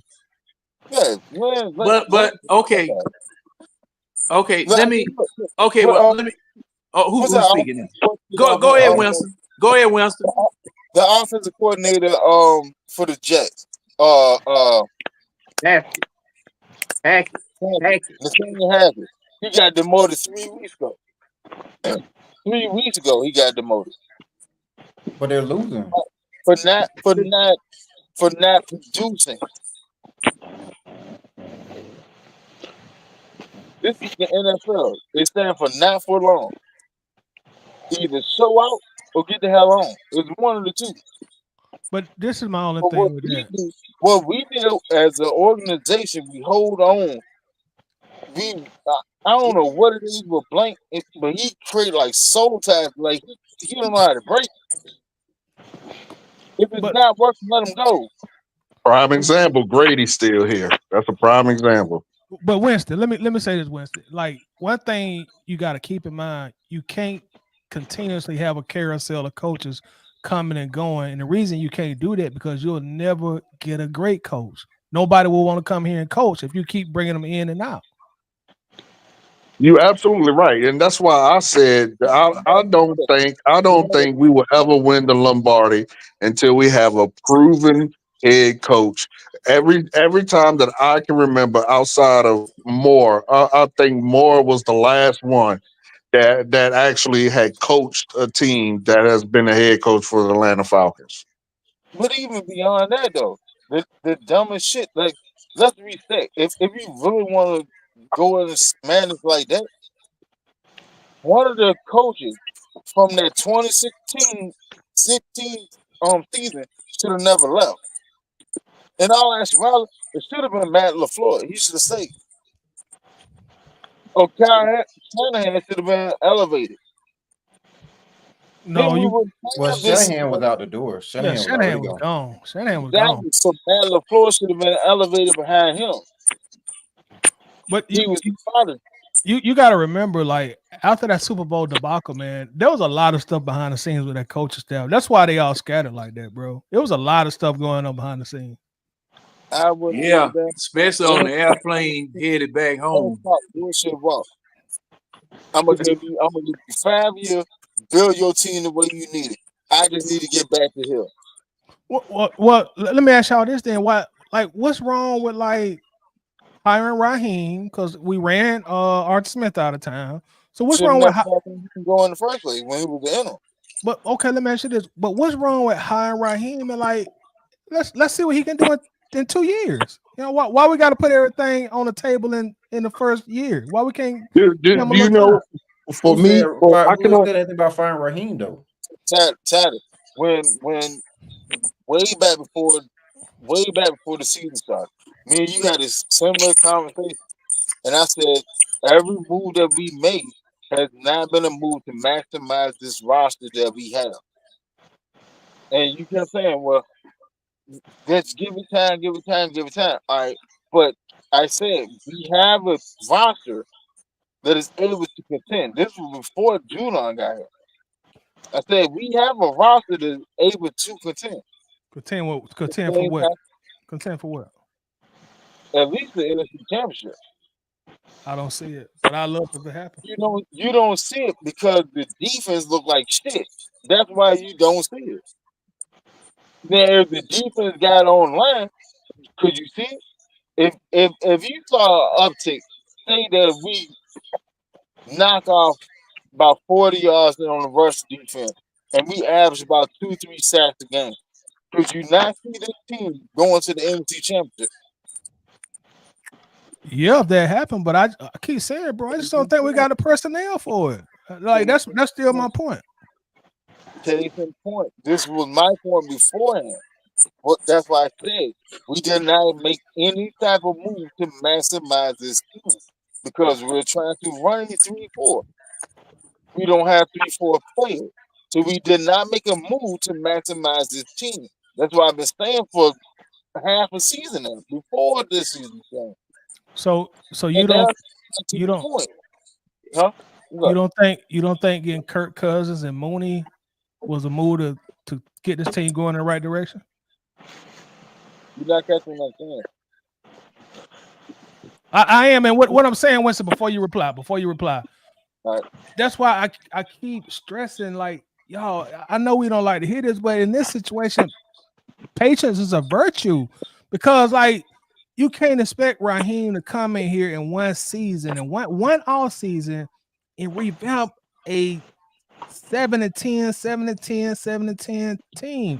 Now he had to come in here and fix the quarterback, which took a whole lot of money from him. He got another receiver, and Terry still tried to get another pass rusher, but it just didn't go his way. So what I'm saying is like, look, allow the guys another off season before we be off with everybody head. Hey, Tyler, let me ask And you that's this. fine, Potty. But the fact that there's no Everybody adjustments, bro, that's what I'm trying to get. pass rusher that he tried to go get outside of Judon was all 4-3 pass rushers. They were all 4-3 pass rushers. Danielle Hunter. What's the other boy? The other two boys. They were all 4-3 pass rushers. He's bringing in 4-3 personnel, and the coach is not adjusting to it. He's stubborn. I'm gonna do it my way. Either get in line and get the hell out of the way, and it's not going to work. That's why the defense keep putting on shitty ass performances every week. Yes, we have a highlight. We get a turnover here. We will get a stop there. But for the defense to actually be effective on drive by drive play, you got to go to a 4-3. You're gonna have to put four across the line. At least you got to put four across the line. What did he have to revamp? Because to my understanding, that's first. What does Raheem have to revamp? Because to my understanding, Terry's been cooking the last 3 years. Like That's what the I word don't is. get that. What does he had to revamp? To my understanding, Raheem inherited a top 10 defense, right? Like he had a top 10 offensive line. He had a run game in place when he got here. What, The thing that my understanding was we were a quarterback upgrade and a few pieces away. Like, where's this revamp? He had to go get a quarterback, which was So that's one piece. Which was slightly controversial what they paid him. Also, you lost your best two guys on the line in terms of sack production last year. We lost a 40-year-old and a guy that's a career with averages with 4 sacks a year. But that we replaced that 4-year guy with Judon, but which is supposed to be an upgrade. Here the last part of my statement though. We lost the top two guys on the line in terms of sack production, and that's what we fussing about right now. Okay, so all right. So that sounds like a major revamp. Because it sounds like we're discussing 3 pieces, one of which was replaced with Judon. So it's really discussing 2 pieces. So it's Kirk Cousins. We exchanged Ritter for Kirk Cousins. And we exchanged Bud Dupree for Judon. Right. Oh, great. So we had a top 10 defense. We improved we upgraded we traded in Richie Grant for Simmons. Upgrade. Added Mooney. So where's this? That doesn't sound like a major overhaul. I didn't say a major overhaul. I mean, we keep in mind we were with like 1 game or so away from the division with a bad quarterback last year. What I said was if he got to come in here and take a 7-10, 7-10, 7-10 team, that's obviously a bad core of players. You know, even if we do how it's 7-10 for 3 straight years. That's a bad core of players. All right. In what world is that not bad? All right, so it's a top 10 defense bad. Like top 10 offensive line, that's bad. Like let's all right. One piece made us a 7-10 team basically last year, and that was the quarterback position. Raheem said as much. One piece, and we upgraded that one piece. We're not gonna say just because it was a 7-10 team that the whole product was a bad product. That it was one important piece that made us a 7-10 team, and that team with that one bad piece was still only like 1 game away from a playoff game. Right, and then you lost your top 2 pass rushers. Man, we're talking about a 40-year-old guy, bro. Like, okay, Keelan. Let me say this. If that 40-year-old guy was still on this team, he'd lead this team in sacks right now, bro. And we would still be a piss poor defense. Like, let's But not sit here and act like when I tell y'all we're not the gonna act players like on defense ain't all that, y'all don't want to we're listen. not gonna act like this 40-year-old is Aaron Donald in his prime. We're I'm not. not saying that. I'm not Bro, saying like that. we're not gonna say like this. We have this huge drop off because of Calais Campbell. Like that ain't the issue. Calais Campbell ain't the fix or the issue. You lost Calais and you lost Bud. Now to look at the And stats, both of them are all pro this year, I guess. Who else? to look? Hold on. To look at the stats, we ended up 18th in points, 11th in yardage last year. Yeah, we was 11th ranked defense. Right, and and John, we're not that far off. We're not that far off this year. We're not that far off. 11th and 19th. We ain't that far. That's 8 slots. We went from above average to below average. Yeah. So far this year in so 8 far games. this year. Now and see that's something else we got to keep in mind, that we're at the halfway point right now. It could go up or it could go down. But the stat I quoted from 2023 was a cumulative total of all 17 games that we played last year. So, we ended up 19th, 18th in yardage, 11th, 18th in points, 11th in yardage. Okay. So, see, something else on this line. When Raheem Morris came here, the number one priority was to correct the quarterback deficiency. Right. And, and I don't know, but I'm thinking that they felt that would automatically translate into more wins, fixing the quarterback deficiency. Because we basically, we're still doing bend but don't break right now. Even in a 3-4, we're doing bend but don't break with the wrong personnel and the wrong scheme. Well, how I feel about light offensive and defensive linemen anyway. But that Super Bowl year, going back to 2016, we didn't catch fire defensively until after Dan Quinn took over. And what game was that he took over defensive coordinator? After the bye. After the bye. What week was that in, Winston? Week 10. Right. Yeah. 10. Okay.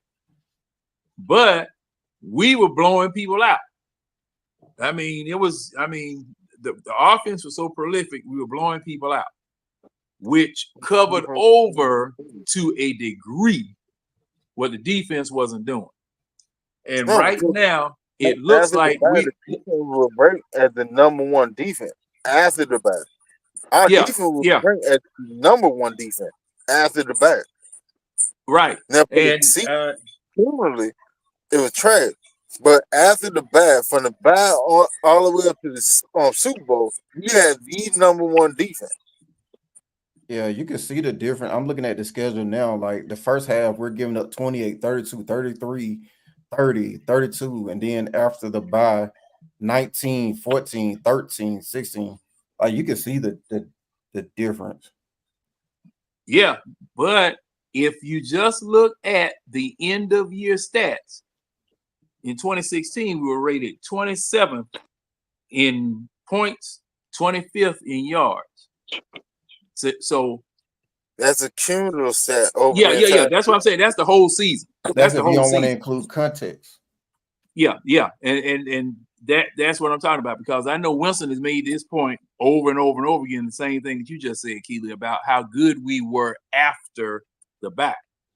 And thing is that, going back to my original statement, the best, easiest, and fastest way to turn around the football team was to put a real quarterback in the starting quarterback spot and create and buy a succession plan instead of, have a succession plan. We bought one.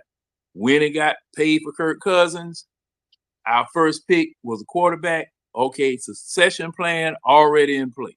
All right, you purchased that. And it's translating, even though this defense is giving up A lot of yards, can't get off the field on third down.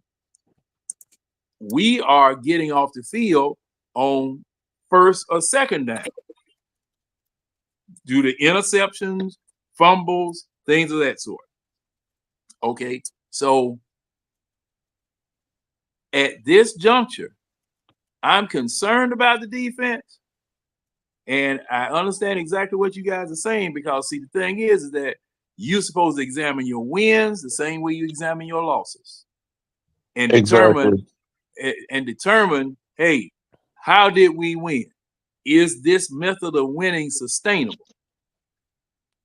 If it's not, there's some changes that need to be made, some adjustments that need to be made. And I agree with you guys 100%. And you know, at this time, I need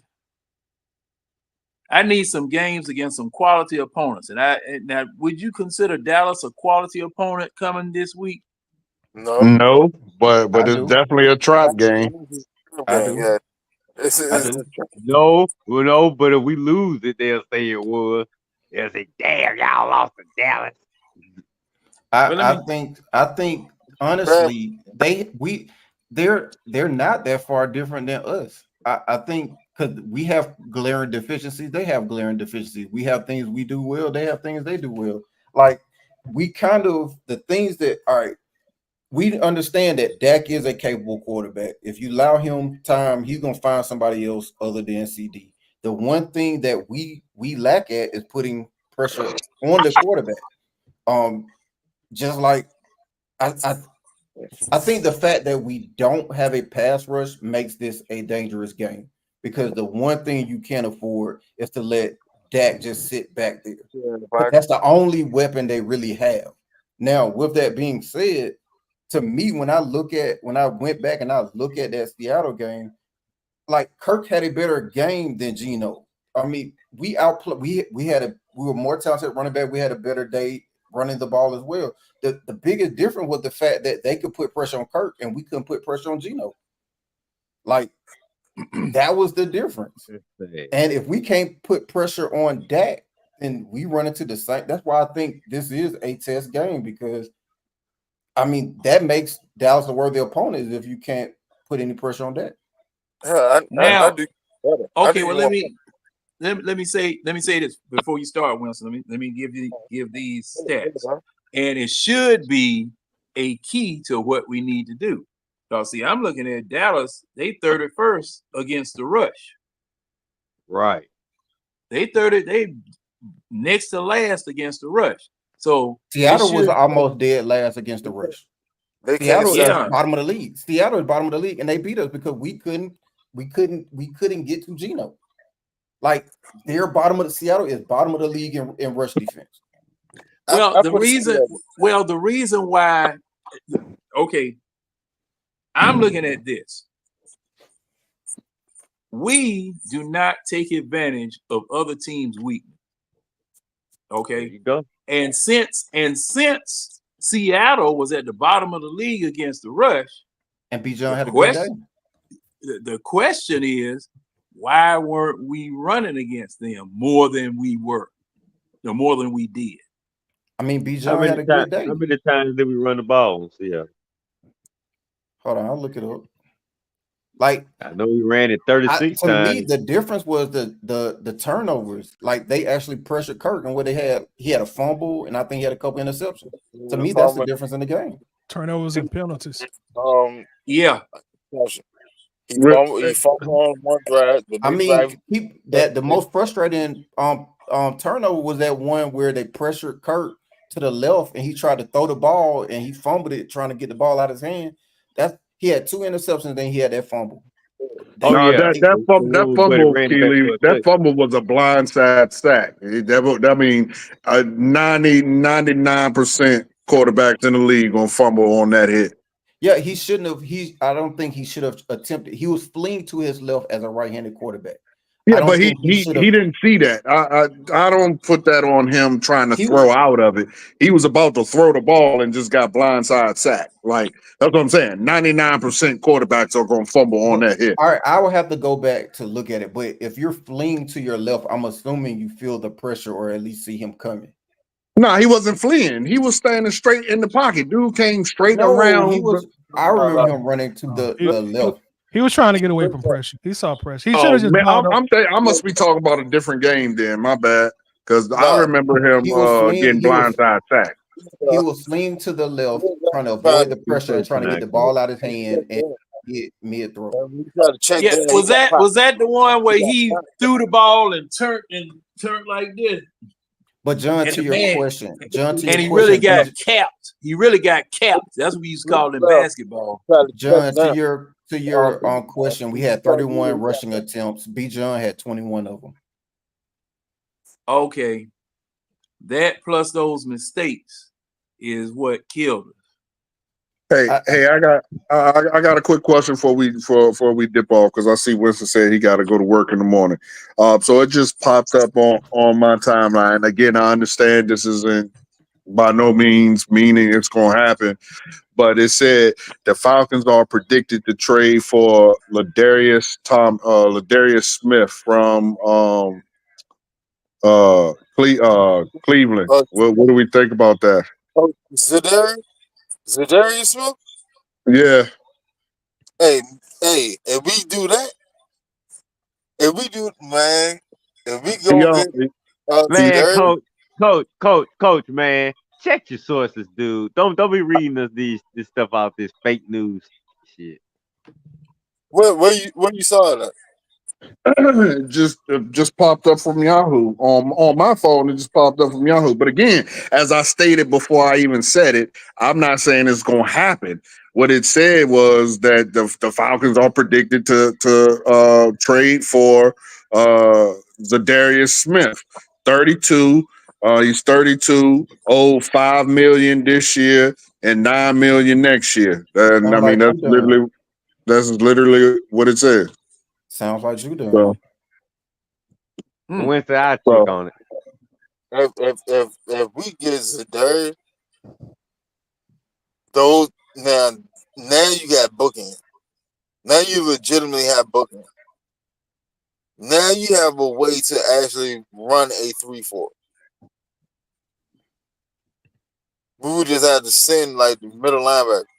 They would have to, man. Well, for one, we got to get out of the gap and a half D line reading shit. Like that's just tough. That gap and a half is not Let's that's wait not for it. it to happen, Winston, before you get too excited. Hey, no, I'm just thinking about the possibility. Because like at that point, Zadarius Smith would do what Braylon Trash should have did this year and flush quarterback straight in the end of Judon. yeah, Hopefully. he's already got 5 sacks this year. And Matching he's his total scheduled, from like I last year. said, yeah, he's scheduled to count for he's a half shy of matching what he did last year. And he's scheduled to make 5.235 this year and 9.43 next year. Yeah, we got the money. Uh, The money to get him. and So and we it get them. So we get them for this year and next year. Uh-huh. yeah, Confirmed. yeah. He's got Yeah, 2 years left on his contract, so this year and next year, yeah. that may not be a bad And, move. and again, this is somebody We talking. got it, coach. Frank, We're Frank, not gonna hold you to the fire if it come up fake news. right? It says it's Frank Schwab from Yahoo and from what is this? Sports Illustrated. So I Well, don't know. Yahoo and Sports Illustrated are pretty reputable, but sometimes they had these fake accounts claiming to be Yahoo and Sports. So I'm Yeah, gonna So check again, See, on it. I'm gonna check on it in a minute. it looks like that's a why I said it. proposed trade. It looked like a yeah, proposal. yeah, So, because keep Keely, in hey mind, Keely, what you got on it? what I was gonna say, keep in mind, also when I just look it up, it also says that Detroit is linked to him as well because they're trying to replace his boy Aiden going there. Oh, see, they got other teams. See, man. I thought we'd be the only suit. I should have known. I Well, should of have course known That's it not. was a true. kid. If he worth anything, of course we wouldn't be the only one. They need an end. They need Because somebody. Aiden went down. Yeah, Aiden broke his leg I like remember. 2 weeks. But damn it, All right, well, Detroit, stop hating, gentlemen, man. Let us get that man. We need him more than y'all do. I'm gonna let you guys go because look like folk is getting sleepy. And Winston, he leaning. He got Oh to no, be up at 7:30. So, man. man, we had a high of about 17 people peeping in on us Yeah, tonight now. And guys, I hope we I see. entertained I you. see. Winston got his nightlight on, so Hey man, I messing around with y'all. I ain't did none of my school work, so I'm gonna be up to about 2, 3 in the morning. Damn it. Man, don't be doggone blaming us because It's all it's men y'all fault. always want to be blaming us for being held up. But It's coach, y'all fault. you had some points you felt you needed to oh, make. So Winston, you got a haircut? Uh, Oh, Is okay. it gray? How your hair? Why was that gray? Gray great, man. hair. Yeah, you gray hair, man. He a God. grown man. That man, oh, He an Man, go old ahead. man. 50 years old. That pop. Go ahead. well, Matter of fact, I think I'm the youngest person on this panel. I was about to Yeah, say, I don't think you probably. older than me. I don't know. well, Coach might got you. Coach might got you. I'm 37. Nah, I'm 42. So I'm 37. Um, I He think I'm said the the youngest. youngest, coach. oh, I'm right there with Coach. Y'all some oh old man, men. I guess it's just bad when you ain't near nobody. yeah, we know Uh, you damn near triple digits, That John. was not an opening for you. You That were was there when not the an opening for you. you were You there with the about AFL you NFL about merger. you about Moses' age. Oh my Hold God. on. What When have did you the been AFL told? NFL Wait a merge? minute, For hold real? up. You and Keely, what have you been told about grabbing low hanging fruit?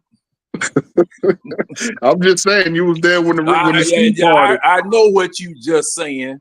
You know, You Joe walked talking you Oh about walked crap, across grabbing. you John, you walked were there across when the they dry merged. ground. Hey, keep doggone eating. You'll get here. Hold on, I looked it up. You were here when the merger happened, What year was that? 1966. Hold on, when did the NFL merge in 66? I thought it was 64. I think it No, was that's No. It was later than that because they were trying to get the Falcons in the AFL in 66. So it was man. later than that. hold on, I'm Might about have to been Google. 67, 68. John was here doing the Leatherhead days. Yeah, can't tell. So you saw the construction of Fulton County Stadium. I sure did. Construction. Hell, he was on the team that built it. No, I was the one that helped build 75 and 85 past Georgia Avenue. Because it used to be the freeway used to stop right there, and there was a traffic light right there. They had the rest of the graded curve built. 20 wasn't built yet, but the rest of the graded curve was. Oh, I remember Back that. when they used to put candles in the stoplight. One day What you Now, year gonna the see have, you great? gonna have that's to. Fred Flintstone. Now All right. So One that's day you gonna Fred have to. Flintstone. That's Paleolithic. within One John, day, what year the graded open? What year the graded open? Oh man. one day he gonna have to just sit here and just tell us about history See, you know on when what? the I don't know because I was born in Hugh Spalding. I'm trying to think was graded there because Hugh Spalding was the black hospital. Oh, okay. Because we wasn't allowed to go and get have babies in Grady, if I remember correctly. John, But remember the first stop on the Underground Railroad. Lord have mercy. Y'all going way back there. oh, he thought he Yeah. got it. He thought he had made a funny right then. So he's Man, gonna Nah, get some.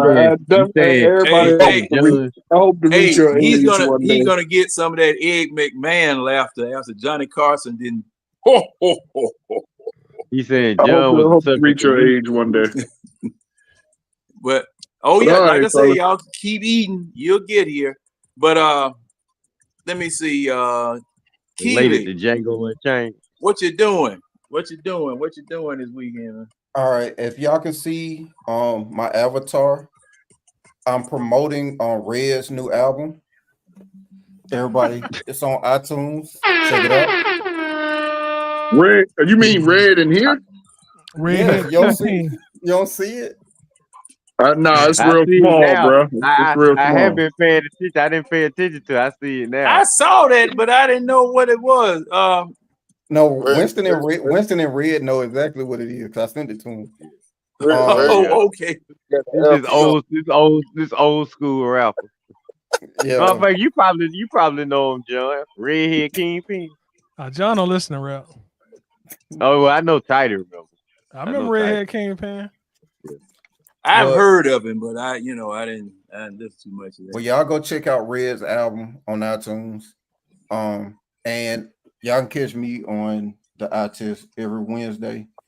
Somebody got to come in here and argue with Tidy and correct Tidy. So Oh that's my me.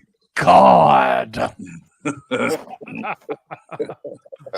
Oh my Y'all Lord. gonna turn this to a sitcom. That man think every glass half full for everything. We could be 1-12. He was like, man, the defense good. No. Oh hell no. Tidy know I'd be on this ass then if we won 12. Keely, if you only knew how much smut and smoke I done had to endure for the stuff I done put on YouTube the last 2 years, for the stuff that I done allowed to be posted in that group, for being negative, bro. Come on, bro. Like I'm just trying to look at the positive of winning season after almost a decade. That's it. Yeah, it's rose-colored glasses. Glass half full. No. And see, y'all done encourage, oh Lord, y'all done encourage Antonio. He's sitting up here shooting folk in the head. And wait a minute. Hey, Keely, you see what your boy Ray Ellison put up here? Yeah, I have to figure out ways to get encouraging. around it because he's gonna deny everything. I have to figure out ways to get around his language. The word is inferring. Tay, we see your young ass down there. Tay was born in 2000, the same year Facebook came out. I think that's the year he was born, 2008. Damn, see you that young man. He young as hell. He was the first baby ass called him. See, Tonio. See, Tonio. But hey, Tay, man, he I'm was sorry. 0001. 0001.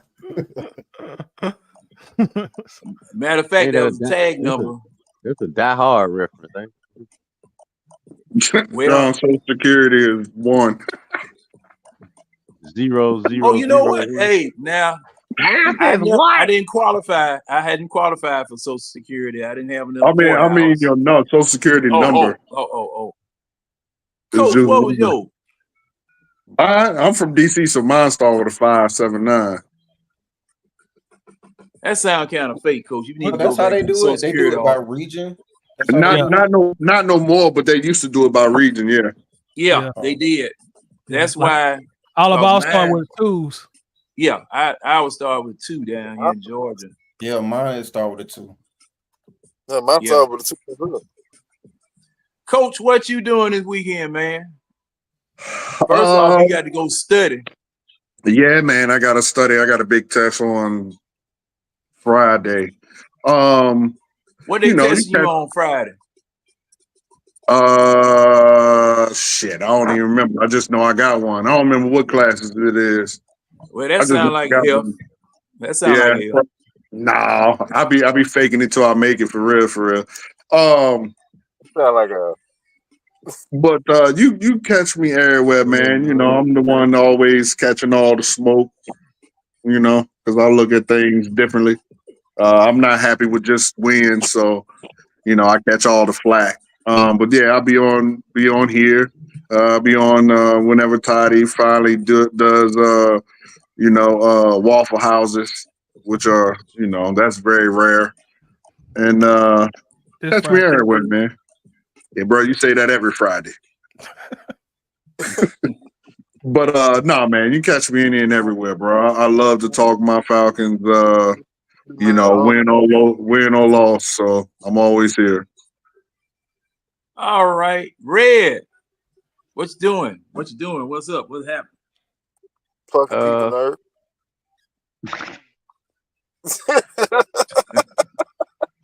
Besides that, same old. Friday, Waffle House. Saturday mornings, 11 a.m. Red and Real Sports Show. You know how we do. Facebook, my page, 24/7. I catch up with you fellas. Hey, Thanks for Red, having me, once college start, man, you gotta bring me up there so I can give that other dude that's a Bum Hill fan, give him all that smoke. Who? The big, not Rev, the other guy, Are you talking about the other Coach? coach. Yeah, because he a Bum Hill fan. So once college Oh, football yeah. get underway, Oh, you talking about yeah, college basketball? Talking about yeah, I college mean college basketball? basketball. My bad. Yeah. Yeah, I about to say. Yeah. And, Well, I he won't just be. I won't he be wants paying to attention forget. to that He till wants to March. forget. I Uh, don't want to Coach, forget nothing. I ain't worried about it. Red. He wants to forget. That's all that he wants. All right, Tidy. Glad you could come in. Knew it wasn't gonna be long before we reeled you in here. Let Tidy plug. Tidy, you get your plug. Hey, Coach, I'll probably be taking over some hosting duties soon, so I'll definitely be having you on the show soon, Coach. I bet. Damn, I can't get on your butt. Anybody can get on. I'm saying, Coach is a new coach. I know he be on there making comments. All right, Tidy. All right, well, appreciate y'all having me on fuck? tonight, fellas. It was great as usual. Who is that? Tidy. Tidy? Ain't That's no a damn nut. Tidy. There is That is- Tidy. Tired of going. For all y'all that don't understand, tired of going through people. So you got to work Oh, with them. Right? No, he on that Tidy, computer love. That computer Tidy love Benjamin synthesizer. Button now. Tidy, stop playing with your keyboard, man. Appreciate y'all having me on. Thanks a lot for it. Since Coach done called me out, we'll be doing Wi Fi this Friday, so I can argue with him and Keely, of course. So let Hey, him be on Friday. Tidy, you wake up at 11 a.m. on Saturday, you can get on too. So Winston and Coach be on.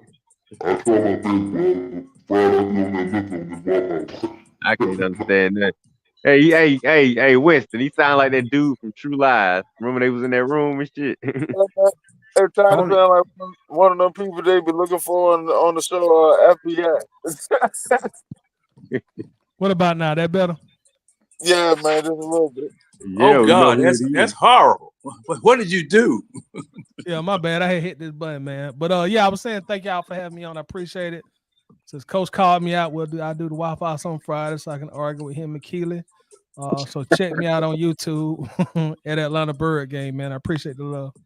Antonio going in on everybody. Yeah, that doggone man. He must be feeling better. Yeah, he definitely feeling better. Tony, you back to your old Don't self. nobody pay don't nobody pay beige colored Negroes any attention. Dang, Coach. There you go. Look, John, look at that stray I caught. Yeah, Oh yeah, I yeah. forgot you. I mean, man, Forgot you it's was a just light all over the bright place. too. Glowworm. Back, you remember those glowworms back in the 80s? That's what y'all are. Hell yeah, I had one of them. All right, Winston, what you got, man? A little bit of this, a little bit of that. But want to thank everybody for coming through tonight, man. It's been a blast. Thank everybody that's been in the chat that rock with us tonight. Please hit the like button on the way out. Subscribe to the Atlanta Bird Game and the Reverend Red Show. Atlanta Bird Game Friday night, hopefully around 11 o'clock. What you think, Tyler? Yeah, definitely 11 o'clock, man, for sure. And then if you ain't got your full ass of that, Saturday morning you got the Reverend Red Show. Hey, y'all coming on the 10 this week or y'all going back to 11? That's a good question, Winston. I definitely maybe that's right. That's right. Maybe 10 a.m. All right. Well, just look for the alert. Because of the college season right now. Yeah, look for the alert. It'll be 10 or Yeah. 11, but get sports talk all morning long. You know what I'm saying? But thank everybody for coming through in the chat. Thank everybody for coming through in the panel, man. Shout out to Chris for showing up. Jane, uh, who else? Keely, Coach, Patty. Man, it's been a blessing, man. I love rocking with y'all fellas, man. I Yes, said sir. that, Absolutely. but it's been a pleasure every time. All Appreciate you, right. dog. Hey, Appreciate you looking out gentlemen. too. 'Cause I sure forgot about 10 a.m. start. Oh, you were gonna be late for your own show, man. No, I was gonna be late, yeah, but y'all were gonna be late. It was gonna be folks gonna be like, "Hey, we got up and we an hour late," and I was gonna be like, "Red didn't even tell us." I appreciate that, Winston. Yeah, I think we Real, started doing it because I think Rev we had to do it one morning for Rev, and then this Saturday we had to do it for me because I had something to do at 1 o'clock. So yeah, All right.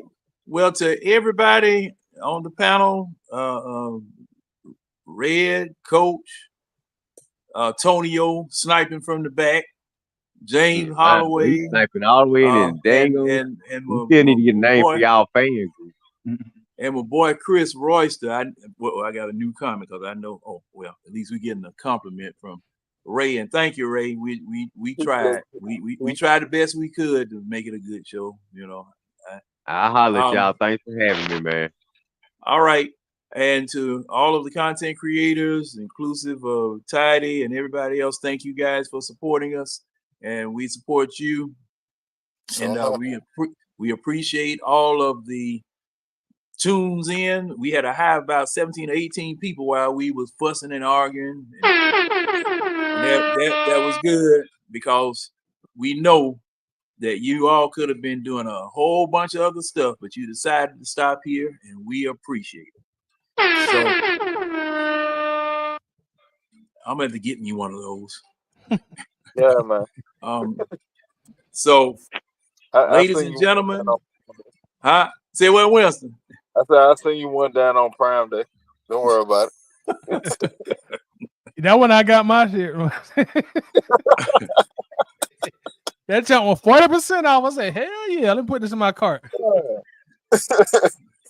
Hey, as soon as I scratch a few pennies together, I'm gonna get me one of them things there. Might replace the horn in the car. But like I said, gentlemen, thank you so much. We gone. Peace, Bye fellas. bye. Peace out. Thanks, sir.